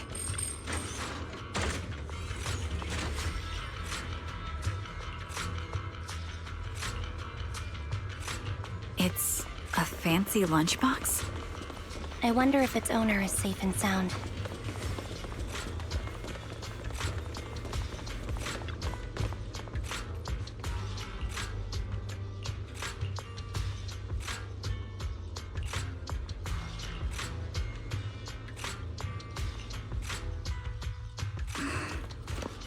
What's wrong, Vivian? You've seemed worried for a while now. I'm worried about Sienna. The location should still be safe. I hope so. What's wrong, Vivian? You've seemed worried for a while now. I'm worried about Sienna.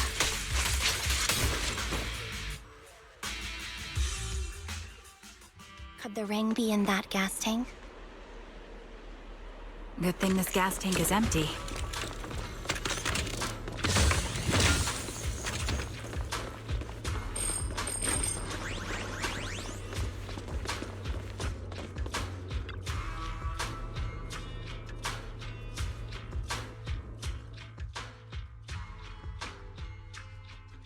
Her vital signs are gone. What happened? I guess this was her final scam. There's one thing I must remind you. Your time is running out. I'm not sure how you can tell, but you're right. I'm going to die in here. That's my plan. I'm very sick and don't have much longer. If I try to get treatment, it'll just be a burden on my daughter. So I scam my way through a bunch of physical exams and managed to take out a hollow corruption policy through Ravenlock Insurance. Once some time has passed, could you please take my corrupted body out of the hollow? That will secure a generous compensation package for my daughter. It's only what the Ravenlocks owe me. A pity, yes. But it's the only way I can squeeze it out of them. What makes you think that will help you? I just trust you will. I'm just awfully sorry you had to get involved in this. But it's something I must do. I have to leave something behind for my girl. I have to give her a chance at life. If it's okay, could you also please pass a message to Mira for me? Tell her, don't worry. Even if Mommy's body is corrupted, withers away, and turns to dust, my love for you will always be there. Thank you. You're a good kid. She was betting that we'd help her. So, you were aware of this the whole time? Yes. Because I saw it.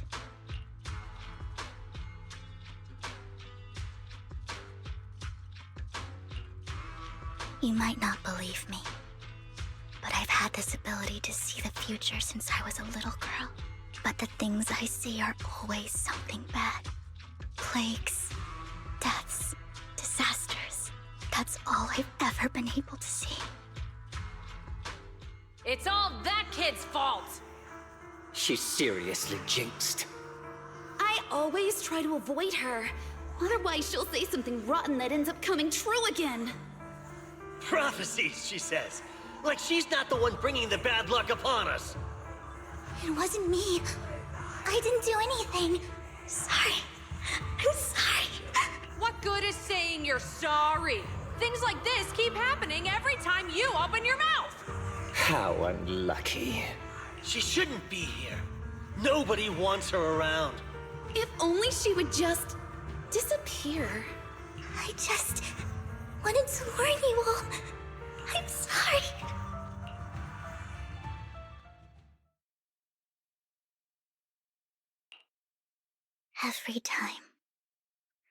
Every time it's the same. In the end, there's nothing I can change. Sometimes I even wonder whether it's me predicting these things, or if my very existence is manifesting these calamities. Vivian, it's not your fault. You were just trying to be kind and warn them about impending disasters. I can tell it's never been easy for you. Thank you. No matter what. I just hope she finally gets to rest in peace. I hope no misfortune, whether I foresee it or not, ever happens to anyone.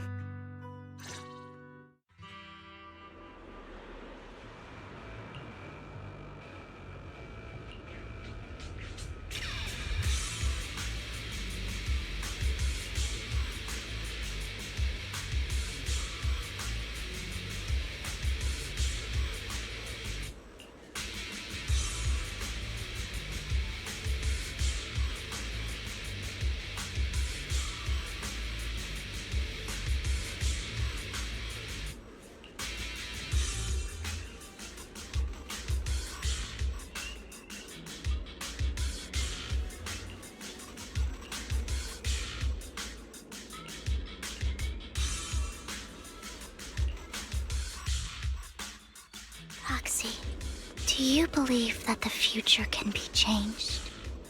Whoa, That's kind of an out-of-the-blue question. Let me think. I think it can. Is that so? That ending, once the camera stops rolling, no one's really gone.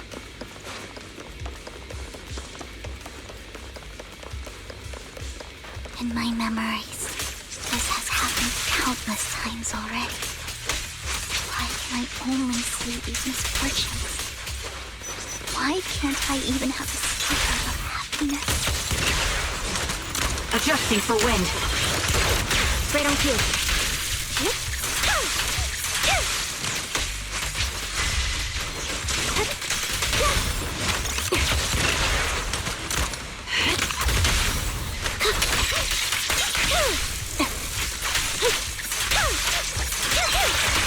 Proxy, the fissure that we're looking for is up ahead.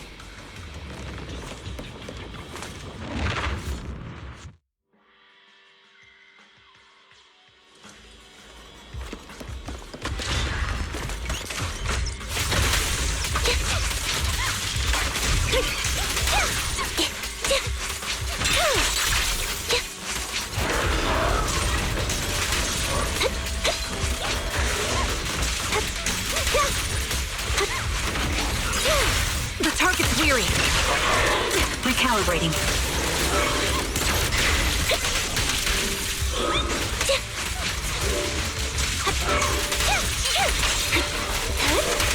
You're in my sights. Loyalty. Quick shot. This bullet will reach its mark. Sound strategy. Support ready. I think it's about time. We should take that lady out of the hollow. You guys go on. Thank you. She gave us the intel we needed, so this is the least we could do. I hope everything else goes well for you. Master Proxy, is there anything you'd like to know? You can just ask. I'm curious about your story, Vivian, but we can talk more once you feel ready. Don't worry, I can wait. You're the first person to ever say that to me. I'd be happy to share my story with you. These premonitions I see are not within my control, and they always come to me in a flash, like a flood of images in my mind. Most of the time, I see death, disease, accidents, and disasters. Of course, there are also some non-fatal mutilations. But every time, without exception, they end up happening. And I can never prevent or change them. That's all I have to say about it. If that offends Master Proxy and you don't want to hang out with me anymore, then I can understand. I don't mind at all. That's just who you are, Vivian. I'd like to keep hanging out with you. I've always considered this ability as a curse. It's not a curse. If anything, I think you've been given a gift. Thank you. Really? Well, it's getting late. Bringer's belongings ought to be around here somewhere. Let's take a closer look. Into the previous clues, what Bringer left behind is hidden inside a vending machine.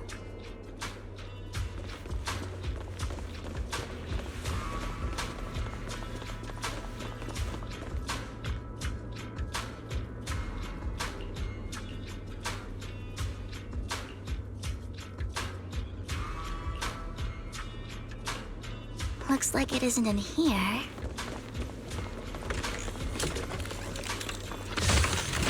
Let's try this vending machine. It might be the one we're looking for.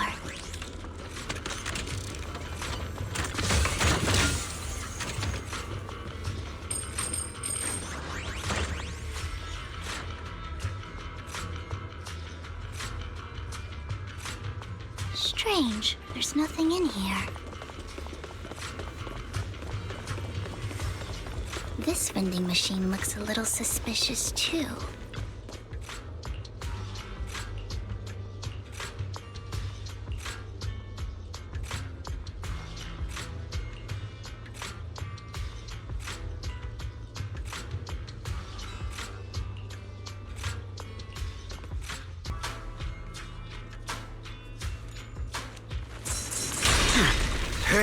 Here!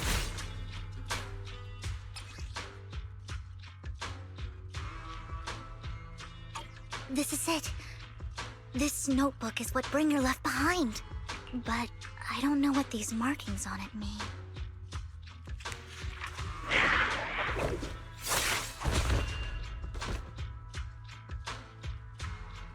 Well, hello, Master Proxy.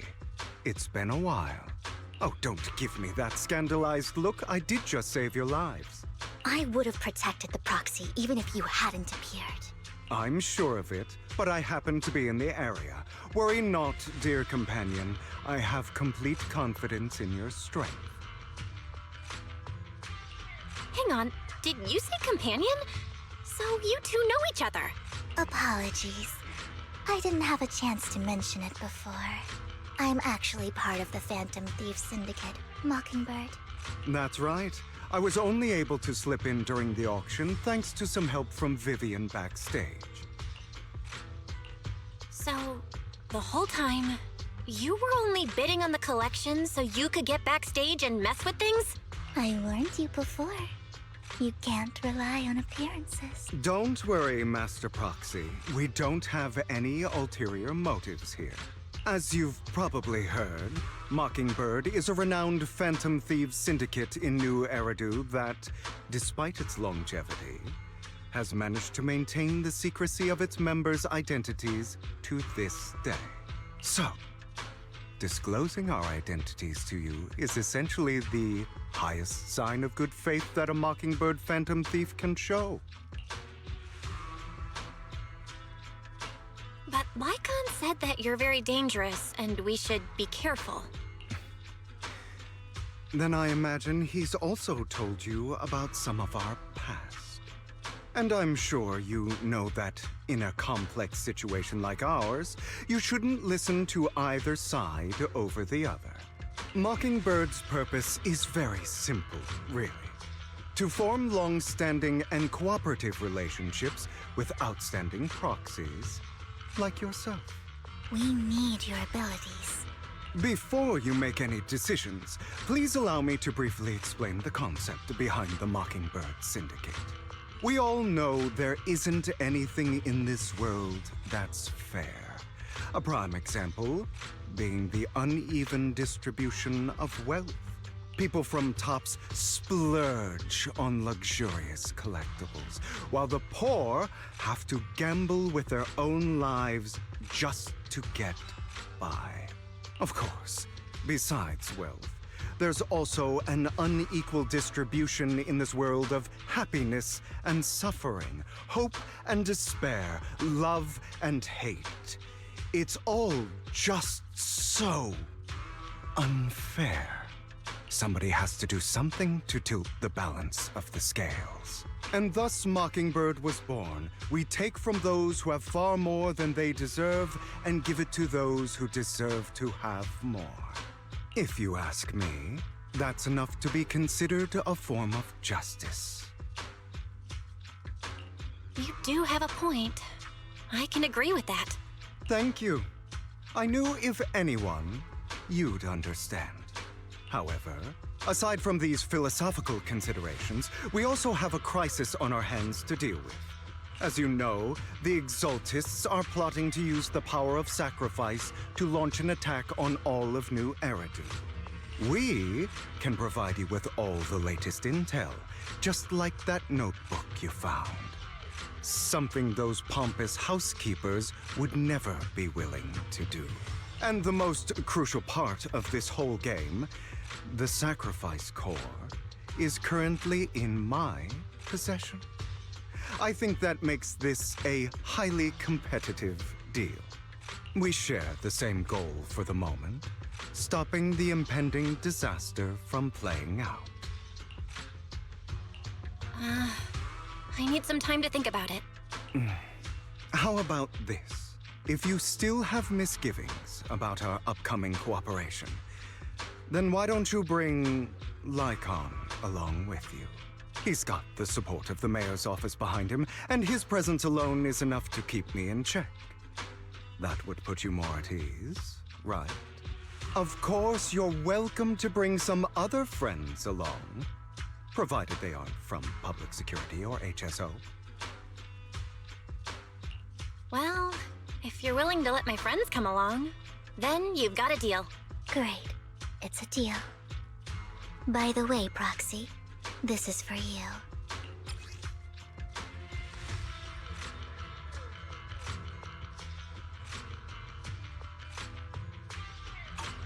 Consider it a souvenir commemorating our first time working together. For now, we'll carefully look through the contents of that notebook.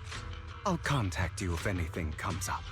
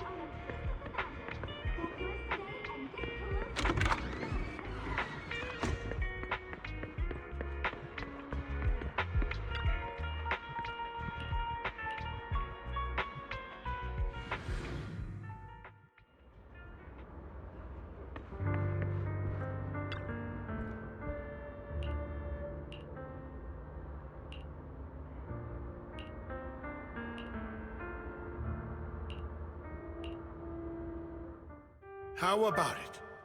Will you work with me? Correct. Let me be honest with you.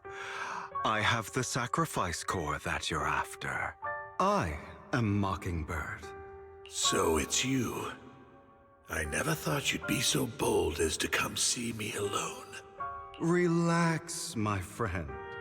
As you know, if I can sneak into such a heavily guarded auction, then naturally, I can just as easily slip away right now. I'm here with the sincere intention to seek cooperation. I can give you that sacrifice core. And what do you want in return? Wealth, glory, power. The things everyone else in the world wants, I want them too. And I'm confident that as the current heir to the Ravenlock family, those are all things you can give me. Then you've certainly come to the right place. My family is working on a big project. If things come to fruition, Ravenlock's status in Tops will significantly improve. At which point, I'll be sure to leave a spot for you. Naturally, as an outsider, you're precluded from handling any of our core business. But profits from the scraps alone will be enough to set you up for life. Mr. Hartman, I think you've misunderstood me. I have no intention of joining the Ravenlock family. In fact, I have an art gallery under my name that does pretty well for itself. I was hoping you could recommend me for Tops. You want to join Tops? That's easier said than done. Even for a family like ours, it would still require significant effort and... Just answer me yes or no. I don't think either of us can afford to waste time. I understand. Yes, you have my word. But in exchange, you'll have to give me the sacrifice core first. I'm sorry, but I'm afraid I can't. I've already hidden it somewhere safe, a place nobody else but me knows. You don't want to put all your chips on the table when dealing with Tops. I know that far too well. Then that means I also need to keep an eye out when working with the infamous Mockingbird, right? Mr. Hartman, I should remind you that I stand before you undisguised. Coming from a phantom thief who's never publicly revealed his identity, shouldn't that be sufficient assurance? If I betray you, then you merely need to lift a finger to wipe me from the face of this world. You do make a valid point there. In that case, you have a deal. I appreciate your trust. Why don't we celebrate our new partnership with a toast?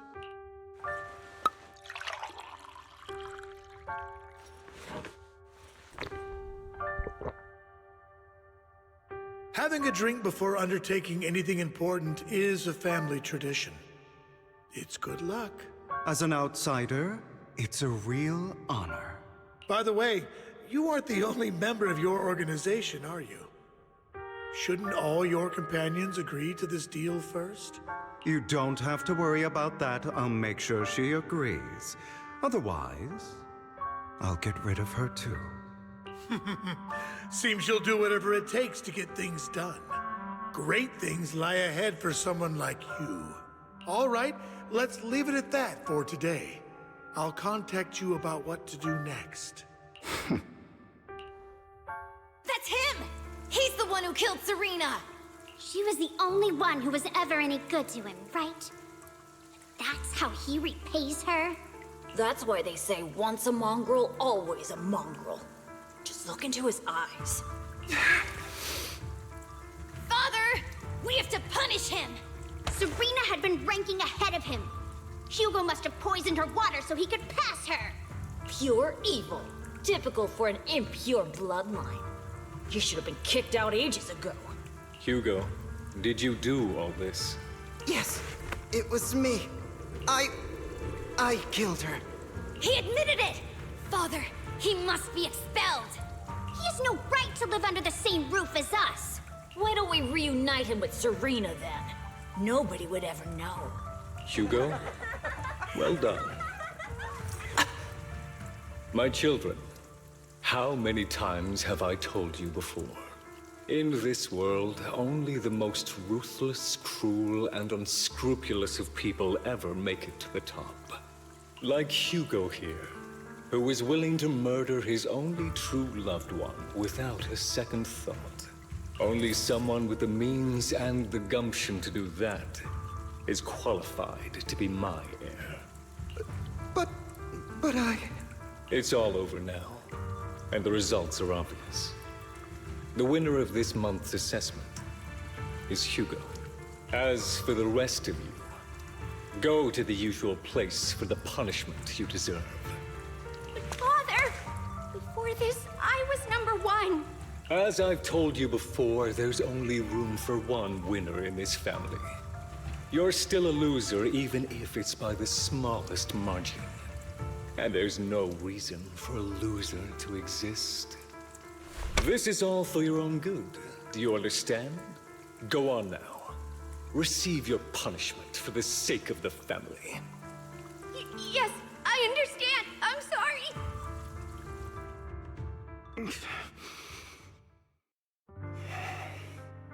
That really brought up some unpleasant memories. It won't be long. Soon, it'll all be over.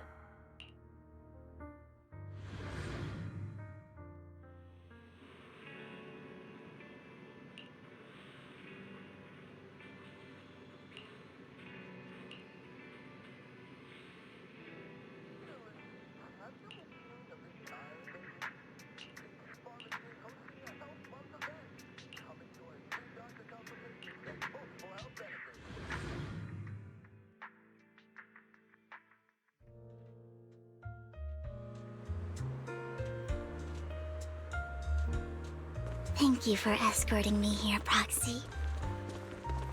Today was quite eventful. If I were to head back now, I probably wouldn't be able to fall asleep. You're a child that only brings misfortune. People have been saying that about me for a long time. I used to feel hurt and resentful. But now that I think about it, it's perfectly normal for people to react that way.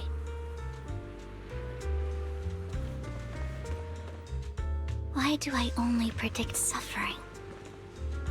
If I could predict happy things, joyful things, would people like me a little more?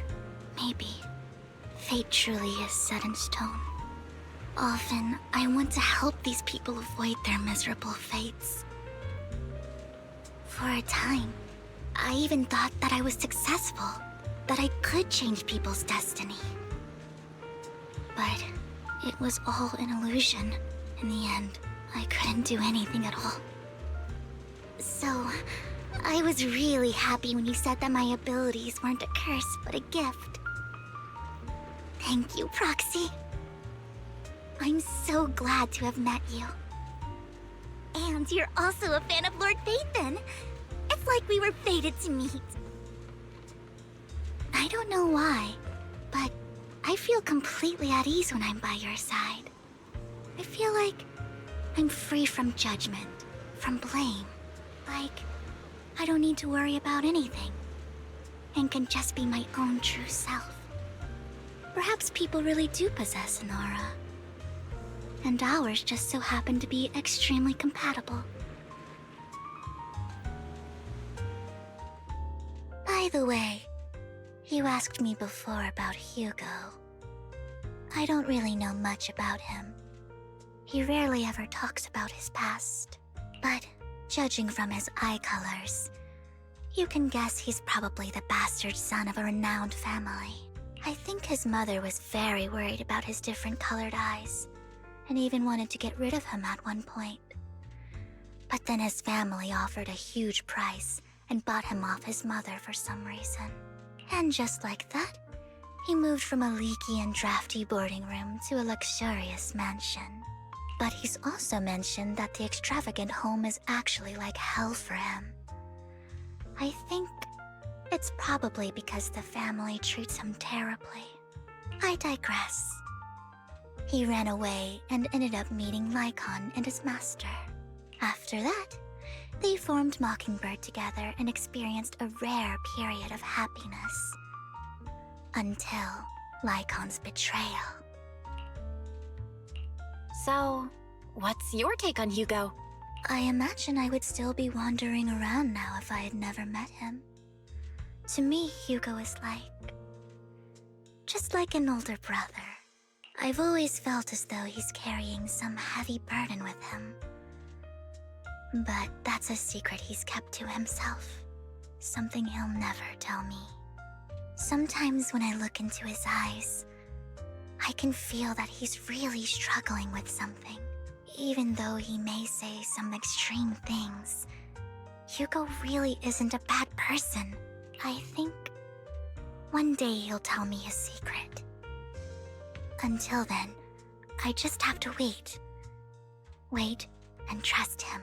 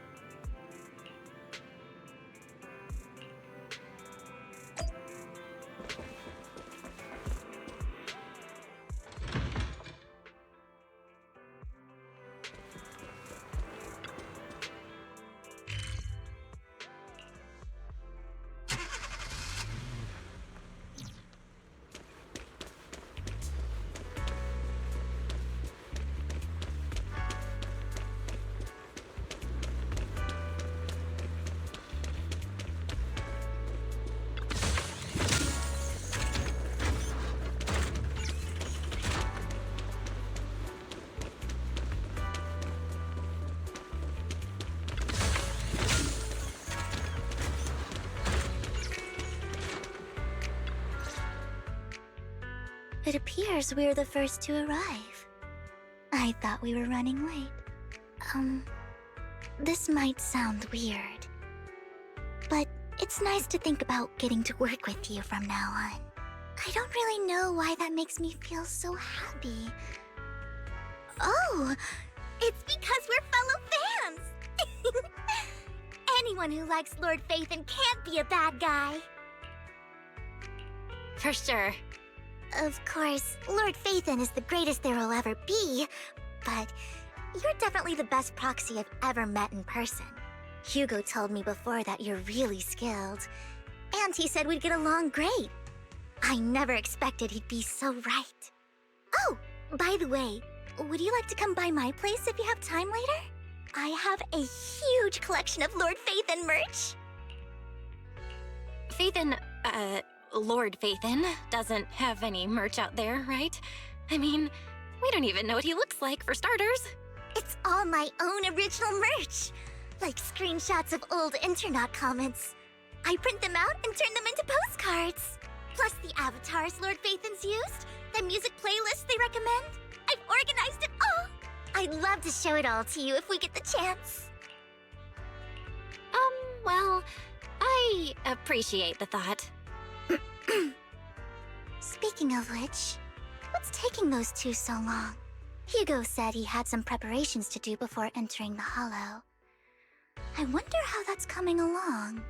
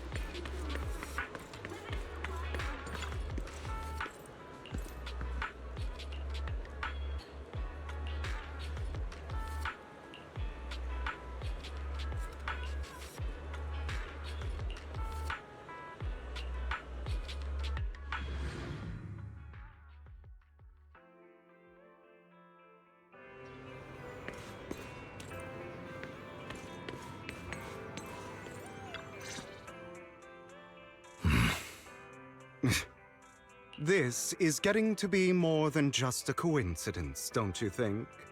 Or perhaps you are actually stalking me. If I was stalking you, you wouldn't ever know. Overconfident as always. You haven't changed at all. We just make it a habit to check the state of our weapons prior to combat. Thanks for that little reminder. I almost forgot. I didn't expect you to let me join. What else could I do? Master Proxy would have insisted on having you join us.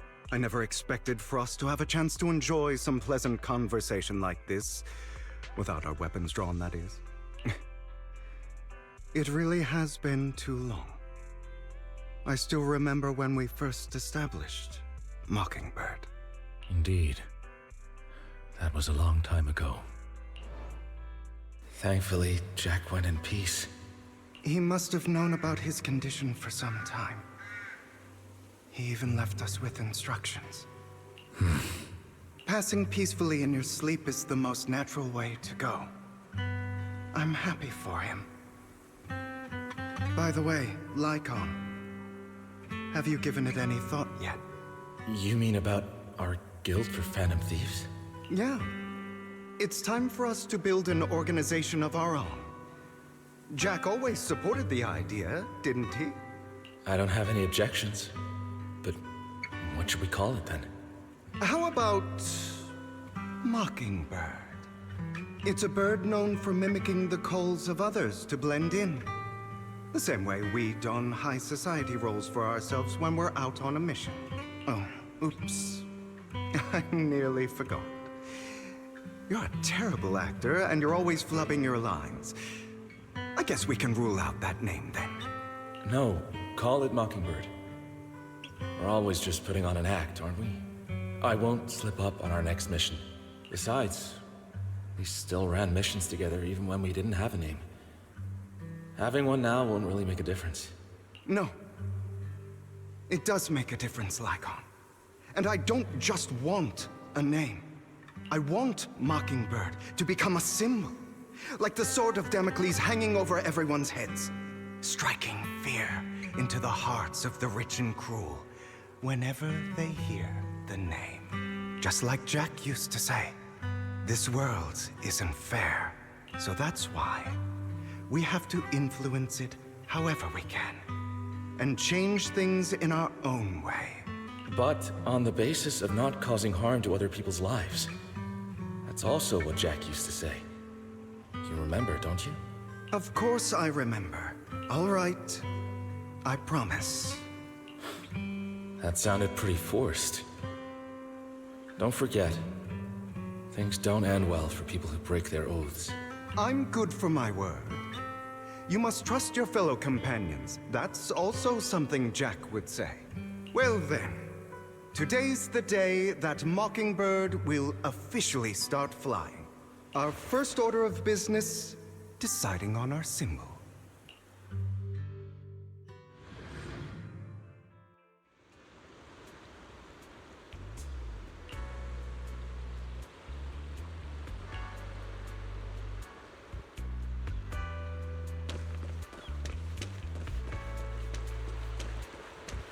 Looks like we're all here. Hugo, you're late again. Do forgive me. Someone was pestering me and wasting my precious time.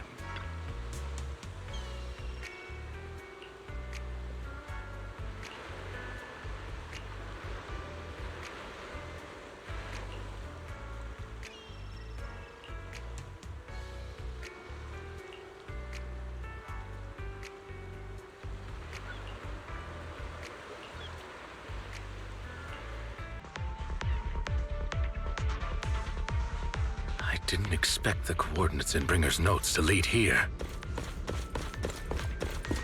Oh, are you familiar with this place? More familiar than you, it seems.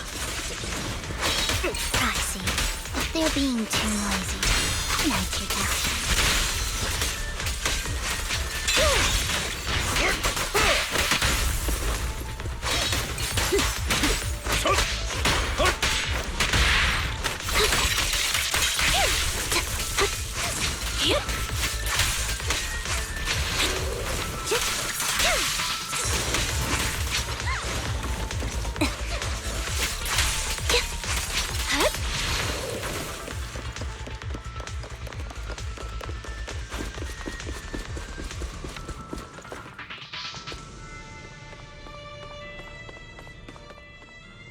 don't enjoy obstacles in my path. Can we not bust the door open? You can try. Master Proxy, we need to find a power source to activate the door. The generator room should be nearby.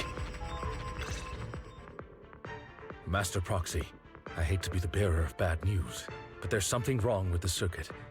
It seems to be blocked. Don't tell me. Victoria Housekeeping's high and mighty attendants can't even fix a simple circuit. I can fix it, but I'll need a circuit diagram before I can do anything. I've seen diagrams for this type of circuit before. It's a pity that we're unable to connect to the outside world from inside the hollow. Just leave that problem to me. Vel, I just sent an image of a circuit diagram to your phone. Check if you received it. Thank you very much, Master Proxy. Now then, let's start repairing this circuit.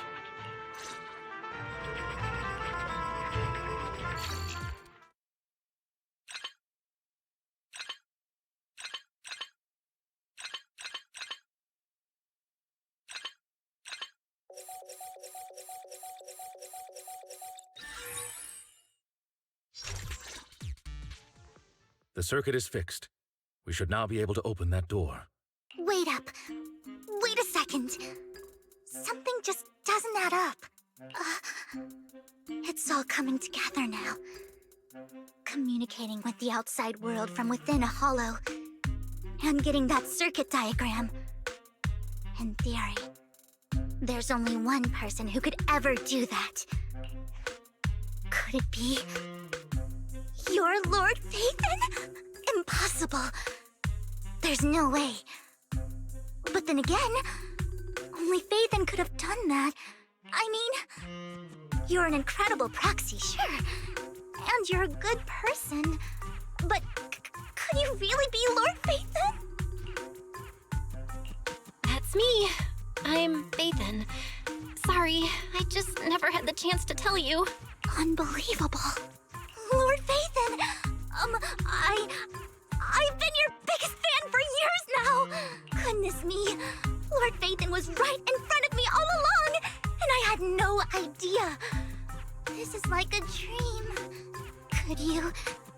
I mean, if you're willing, could you please give me an autograph and a group photo and... Anything you want. We just gotta get out of the hollow first. Oh, okay. Sorry, guess I got a little too excited. Anyone would be enraptured meeting someone they admire that much. Yeah, if I ever met my favorite movie director, I'd be the same. We should keep moving. This isn't the best place for idle chit-chat.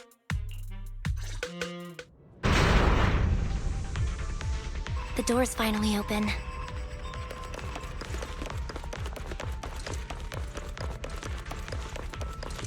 The proxy is Phaethon.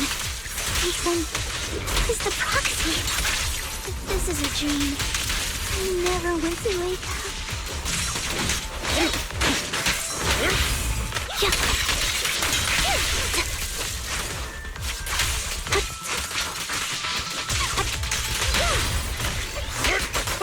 The fissure over there should lead to our destination.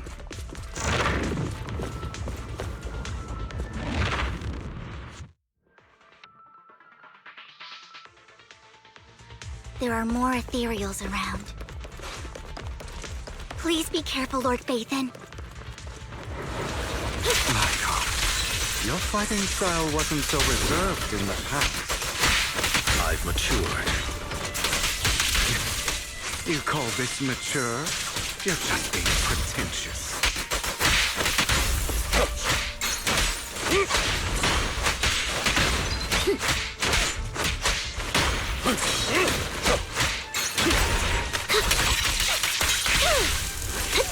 Say no more.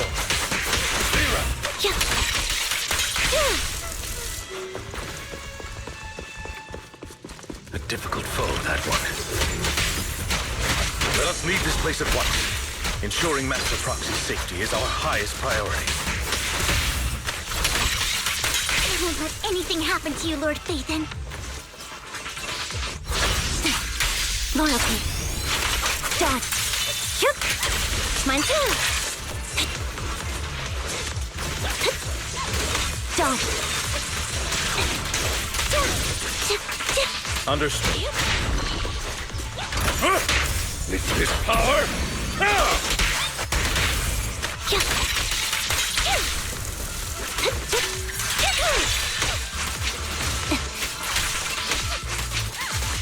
Lord Phaethon, how are you feeling? Are you tired? Do you need a break? Some food? Water? Thank you for your concern. I'm fine.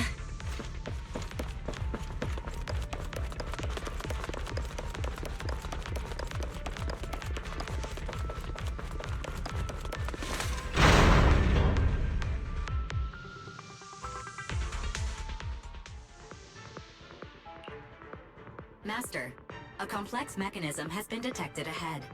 To pass through, you need to activate all 3 smaller mechanisms. Suggestion: split up and handle them simultaneously to save time. So, we have to head to 3 different places to crack this thing. Huh? We're splitting into 3 groups?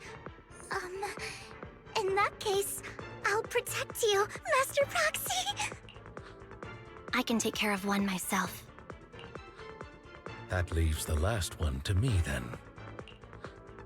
You should go with Hugo. What's that supposed to mean? We get along just fine, don't we, Miss Cunninghair? I don't know what's going on with you two, but you've been bickering the whole time. It's annoying. This is a good chance for you guys to build some rapport. Anby's got a point. Hugo, just go with Lycon. You just want to be alone with your Lord Phaethon, don't you, Vivian? Huh? That's not it! All right. Sounds like a plan. It's all decided then. If Master Proxy says so, then sure. But, Lycon, you better not slow me down. I really want to recommend you two some movies for a crash course on teamwork.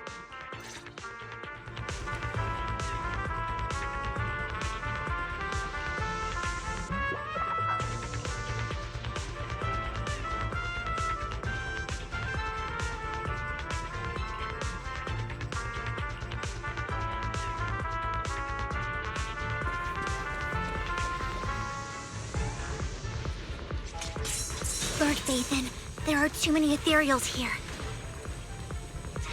We have to find a way to close that door and stop the ethereals from flooding in.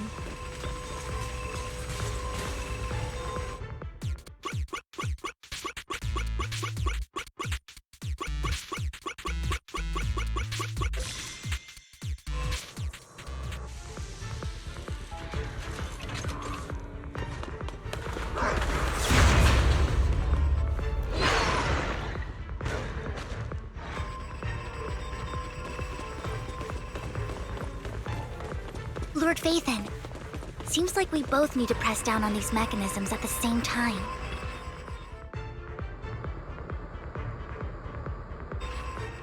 Sure enough, Lord Phaethon and I share a deeper connection. Sorry, I hope I'm not being too forward.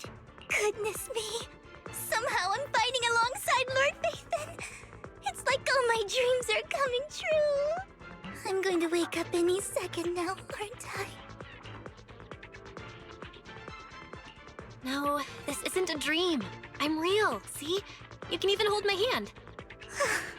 Not only is Lord Phaethon incredible, but super kind. That's it. I pledge to be a die-hard Lord Phaethon fan until my very last breath.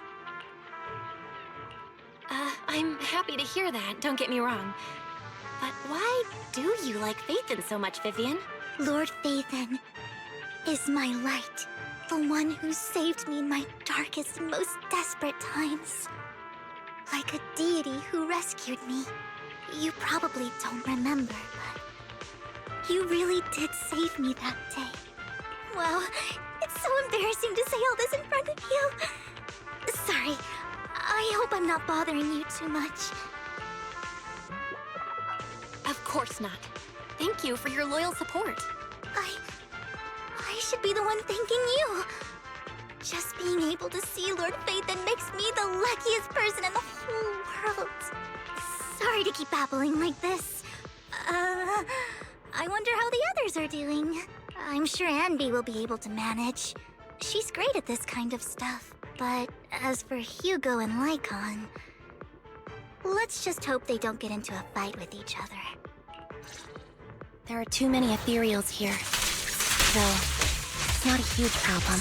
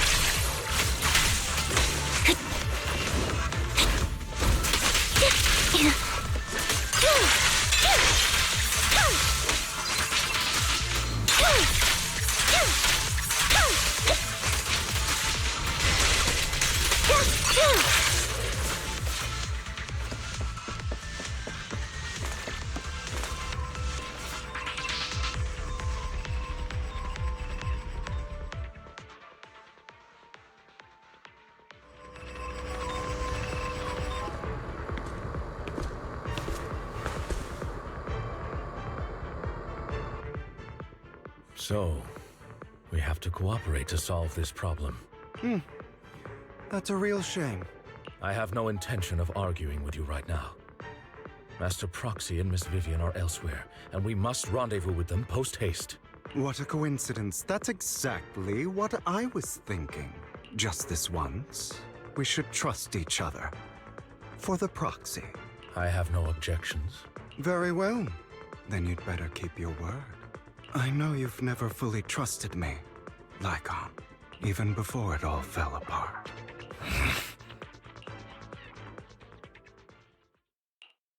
You wanted to speak to me alone?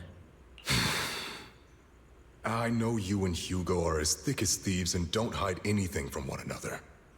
But you can't tell him what I'm about to tell you. Did something happen with him? Hugo is an intelligent and gifted child. He learns everything I teach with ease. In time, he'll grow beyond me. Reach a place where people will marvel and look up to him as a beacon. Yeah. As much as I hate to admit it, he always picks things up just a teeny bit quicker than me. But none of that matters, because I can overpower him easy. I don't think being gifted is a good thing for him. What do you mean? He bears a dark and painful past. What he was taught, the hatred he was faced with, everything he picked up. It's all become an integral, inseparable part of him. I believe that beautiful flowers can blossom even in the darkest abyss. But the roots of that flower would draw from evil instead of good. Hatred instead of love. It's a curse that flows through his lineage. A curse that fate branded him with. I've seen far too many people like that throughout this long life of mine. They struggle with this curse their whole lives. But they all end up failing in the end. The path of light is narrow and fleeting. And the darkness is filled with such temptation that dropping your guard for even just a moment can send you spiraling straight into the abyss. Do you mean Hugo's going to be a bad guy? I don't know. I hope he'll always stay true to his heart. That he won't give in to hatred and ambition. That he won't become the dragon that must be slain. But he has inherited the seed of evil. You cannot let it take root. I'm afraid I won't be there to help you. There's not much life left in this old body of mine. So then, Lycon, promise me now, you must hold his chain tight. To restrain him. To stop him. And when necessary, to choke him.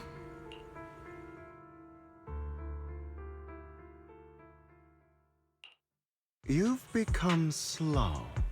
Or maybe you've been on guard against me this whole time, and that's what's slowing you down.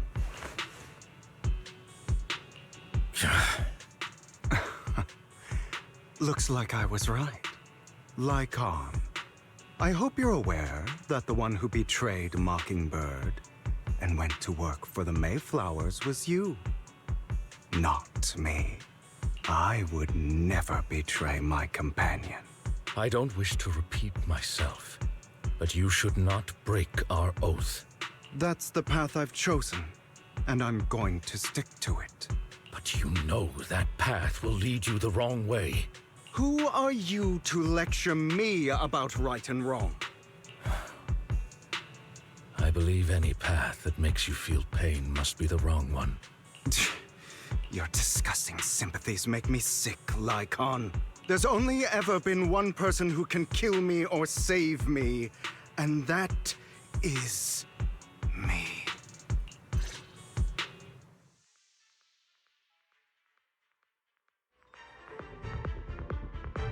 Great, it worked!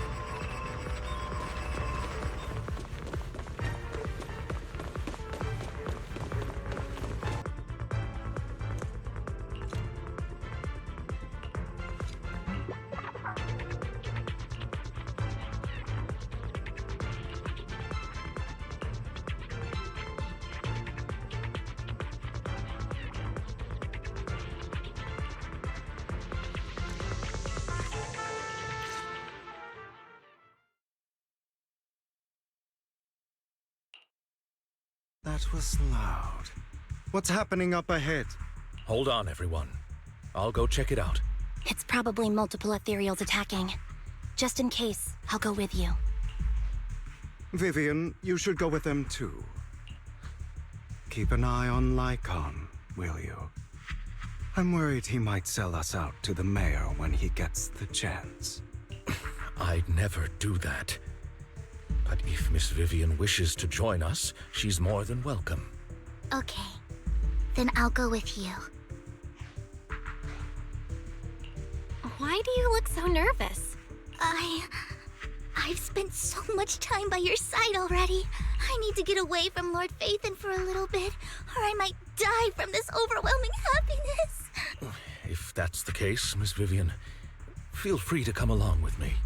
Okay. All right. So, how does it feel to be worshipped, Lord Phaethon? You had that figured out a while ago, didn't you? Sharp as always. But of course, I couldn't spoil it for her. She has to figure it out on her own.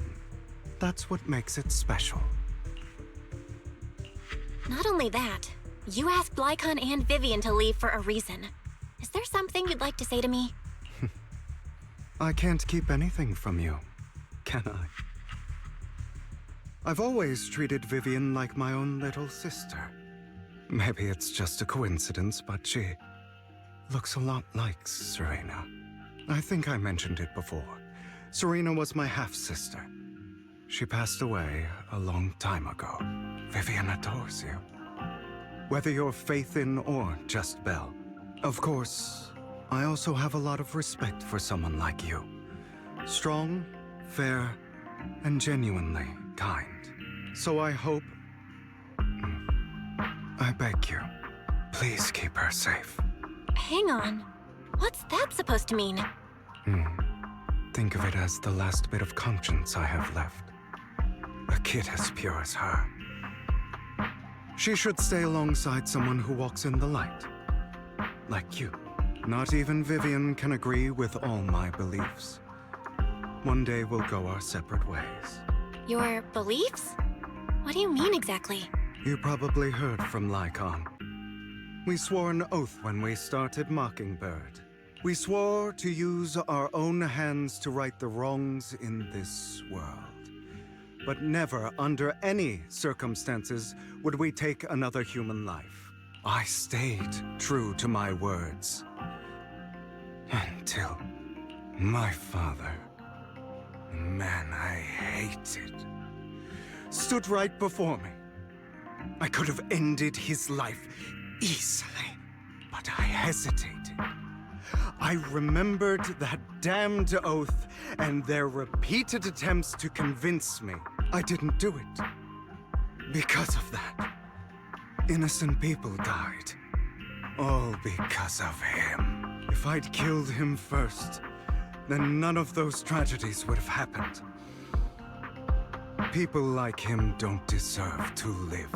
After that, I realized sometimes taking one life really can save countless others. I understand where you're coming from. I knew you'd understand. Vivian has a good heart. I don't want her to get her hands dirty, but you know how it is. In this world, someone has to be the bad guy. So, I want to apologize to you. Why apologize all of a sudden? You're incredibly strong, kind, capable, and really, really lucky. The world needs more people like you. Remember that revenge movie I told you about? Children of Devils. I still haven't found it, but I came across another videotape with the same name. Turns out, in that story, the Children of Devils are actually the children of gods. Sorry for rambling. Hope you don't mind. They should be back soon. Please, look after Vivian for me.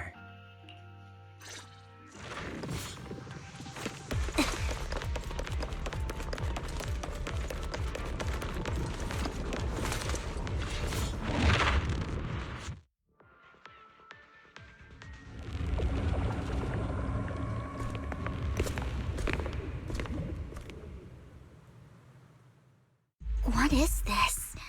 It looks like a cocoon. Careful, everyone. If I'm not mistaken, that's a sacrifice in there. It appears to be in hibernation. We don't know when it'll wake up.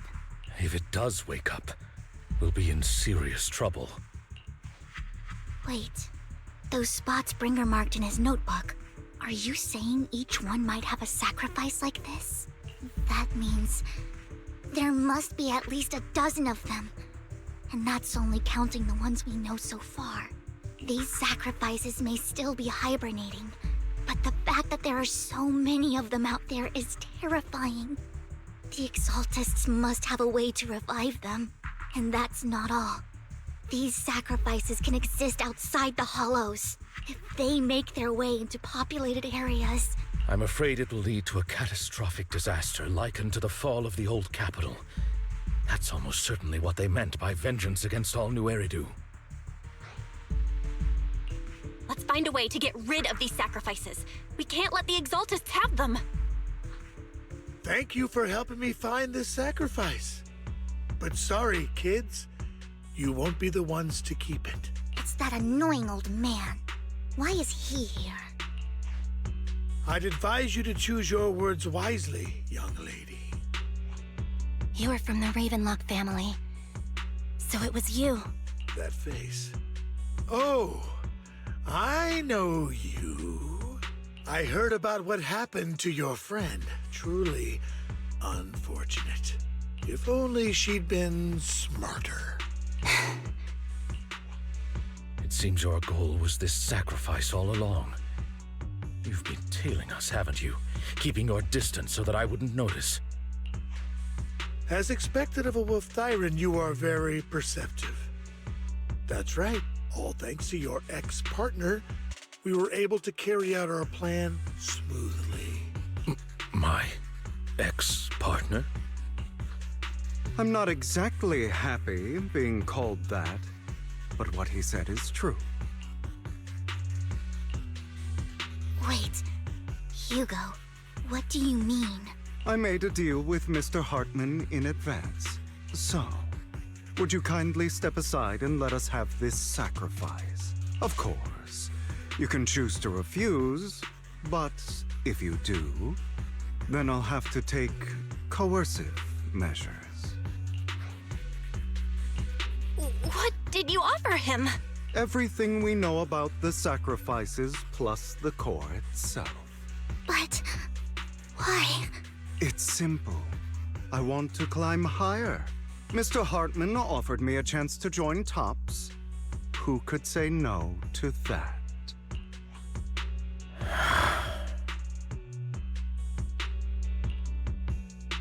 No. Impossible. You promised to help me investigate the Exaltists. You told me the whole point of Mockingbird was to do anything it takes to bring a little justice to this world. Was all of that just a lie? You're just too gullible, Vivian. I also told you, everybody lies. To hide their true intentions, people lie so smoothly, they don't even bat an eye. You... What a wonderful show of betrayal and backstabbing! Bravo! I've got no interest in your little feud. But would you all be so kind as to step aside? My men still have some delicate handiwork to do.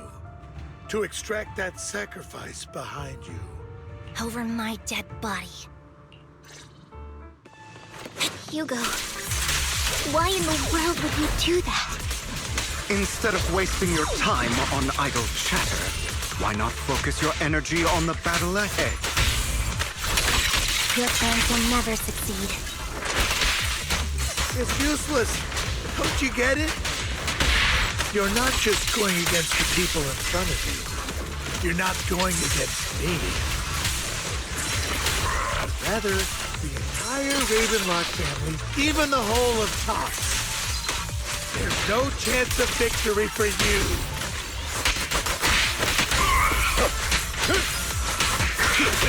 Flip the switch.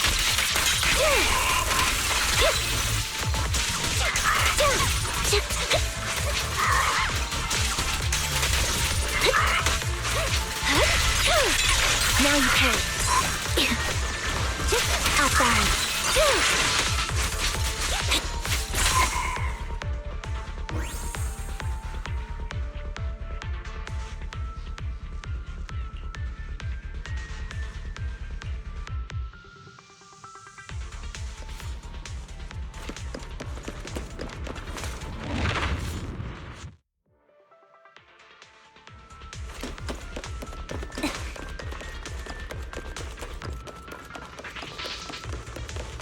Say no. Hugo, don't make a choice you'll regret. There's no turning back for me.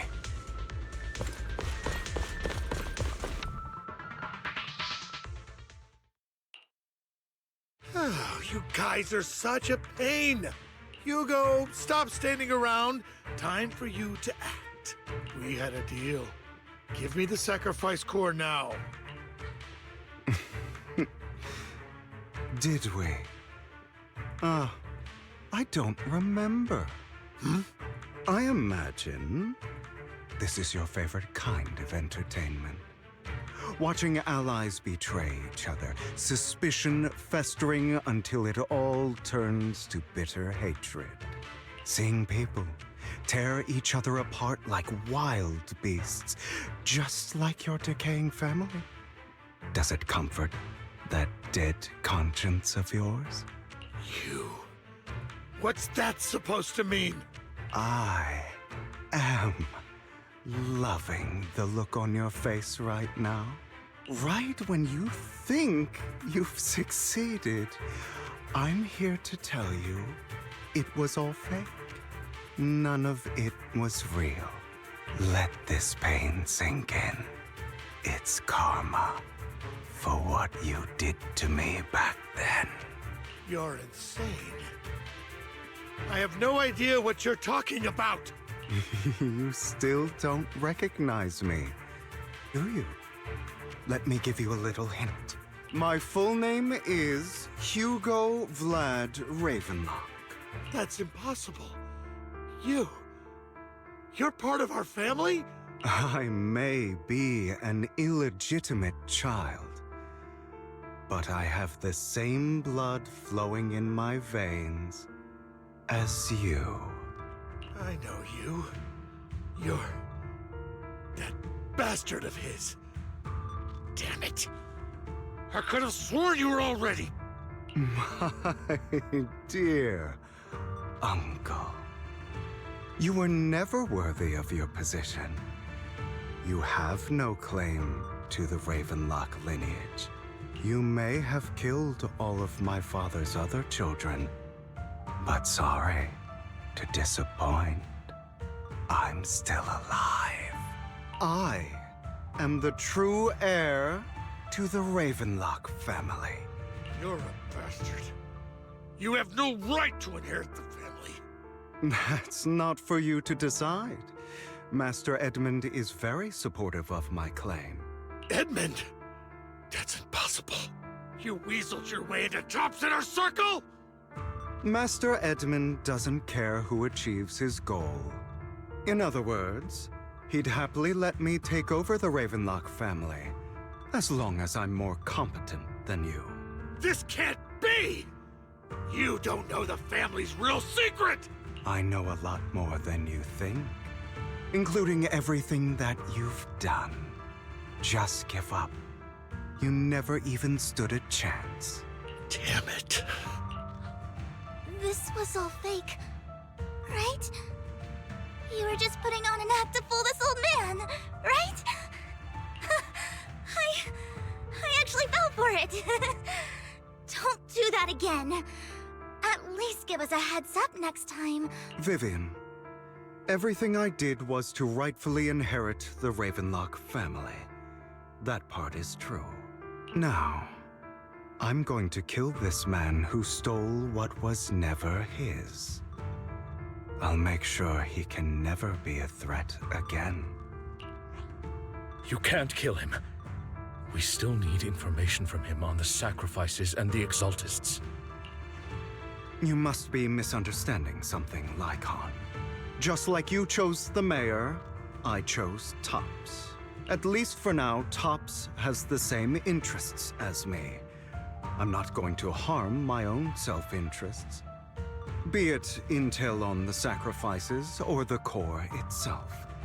I'm handing everything over to Master Edmund. Why?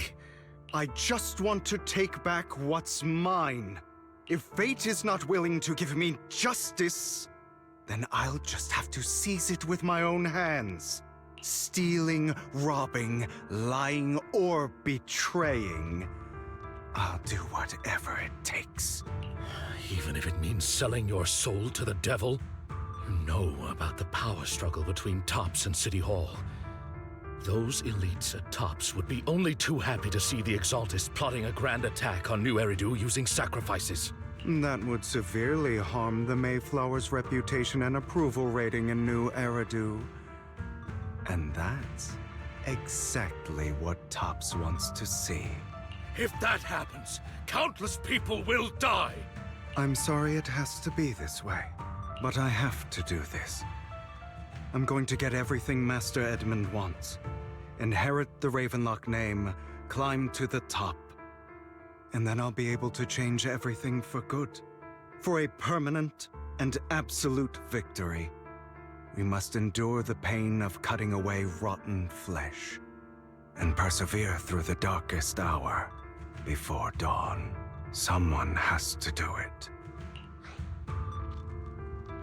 I don't really agree. Sounds like some twisted logic to me. This is the path I've chosen. Without power, resources, or strength, we can't do anything. Mockingbird is the perfect example. All the talk about using our power to tip the scales of justice and hover over them like the sword of Damocles. It's just a delusion. In their eyes, we're nothing but annoying gnats. Mockingbird has never really changed anything, or saved anyone. Never in the past, not now, and never will in the future. None of it matters. I understand your anger and resentment, but you can't let those feelings consume you. Sorry, Proxy. I know what you're trying to say. But This isn't some children's story of a dragon slayer becoming an evil dragon. Sometimes, to slay the dragon, you must first become one. With sharp claws, rending fangs, and strength enough to destroy anything. So I will bloody my hands. I will carry the weight of my sins. I will become the abyss.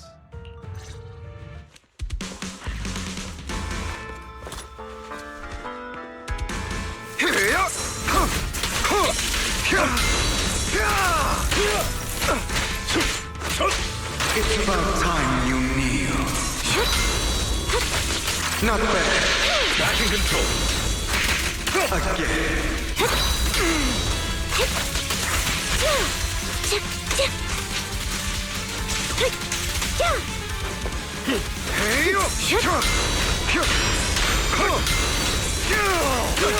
I've heard the conduit.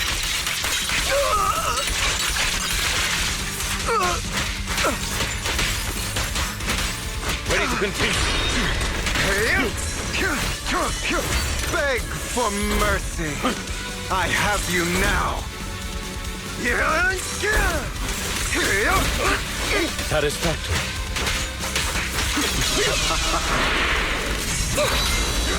Everything you just said. Is that what you truly believe?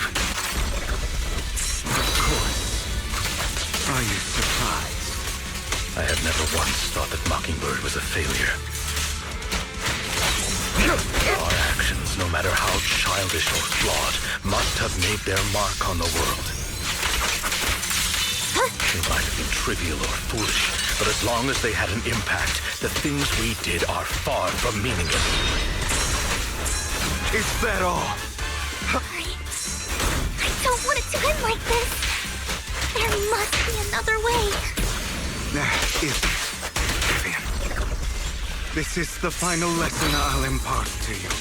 Those who cannot give up anything are destined to end up with nothing. Stay calm now. Truth be told, Proxy, I envy you. The world needs people like you. Beg for mercy. Trying to run, are we? Not bad.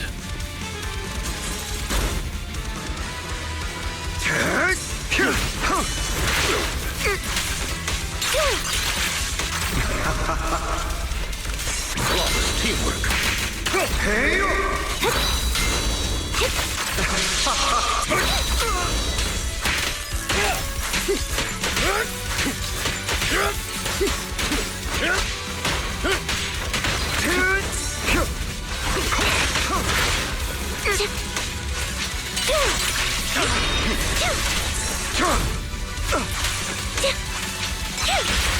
Stand still.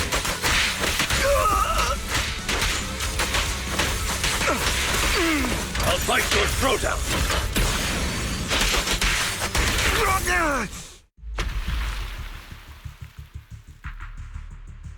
All right, you got me. But too bad. I have my own methods. What are you doing? Well then, make your choice. The sacrifice core, or your precious Faithin. I know you took it. Don't forget, I'm the one who taught you that. Okay, the core is yours. Just leave Lord Faithin alone. What a shame. Did you really think I'd keep my promise? That's right. This is the real me. What's the matter? Thinking of killing me? Didn't you say all life is precious? Drop your foolish facade. I knew it. You... He has inherited the seed of evil. Do not let it take root. When the time comes, you must be the one.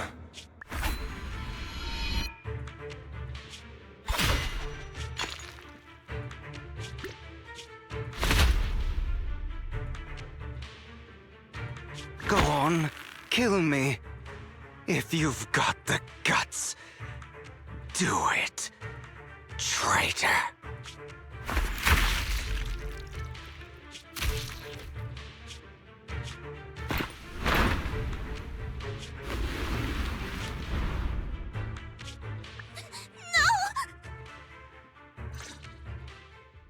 Master Proxy, are you okay? Are you hurt? Don't worry, I'm fine. I just never thought things would turn out like this. Lord Vathan, I'm sorry. I had no idea Hugo would do that to you. I'm so sorry. It's all right. No matter what, this isn't your fault, Vivian. If only I'd noticed sooner. I should have realized earlier. Hugo, he... That's a hollow down there. If you need, I can arrange for someone to go in and search for his body. That isn't necessary. To be frank, I thought you'd hate him for his betrayal, Miss Vivian. I do hate that he's keeping things from me, but all these years, Hugo's been like family to me. I believe he's still with us. Me too. There's a chance he's still alive. I'm terribly sorry, but I must tell you, it is impossible for Hugo to be alive. My hand went through his heart. Sorry to interrupt, everyone. But just so you know, Hartman's gone. Probably slipped away during all the chaos. I'm sorry, I was so focused on Master Proxy's safety. I wasn't paying attention to him. Same, but it doesn't matter. We all know what he did, and he will pay for what he did today. Yes. I'll be reporting all of this to the mayor. He's not getting away with this. Well then, now that it's all over, let's head back.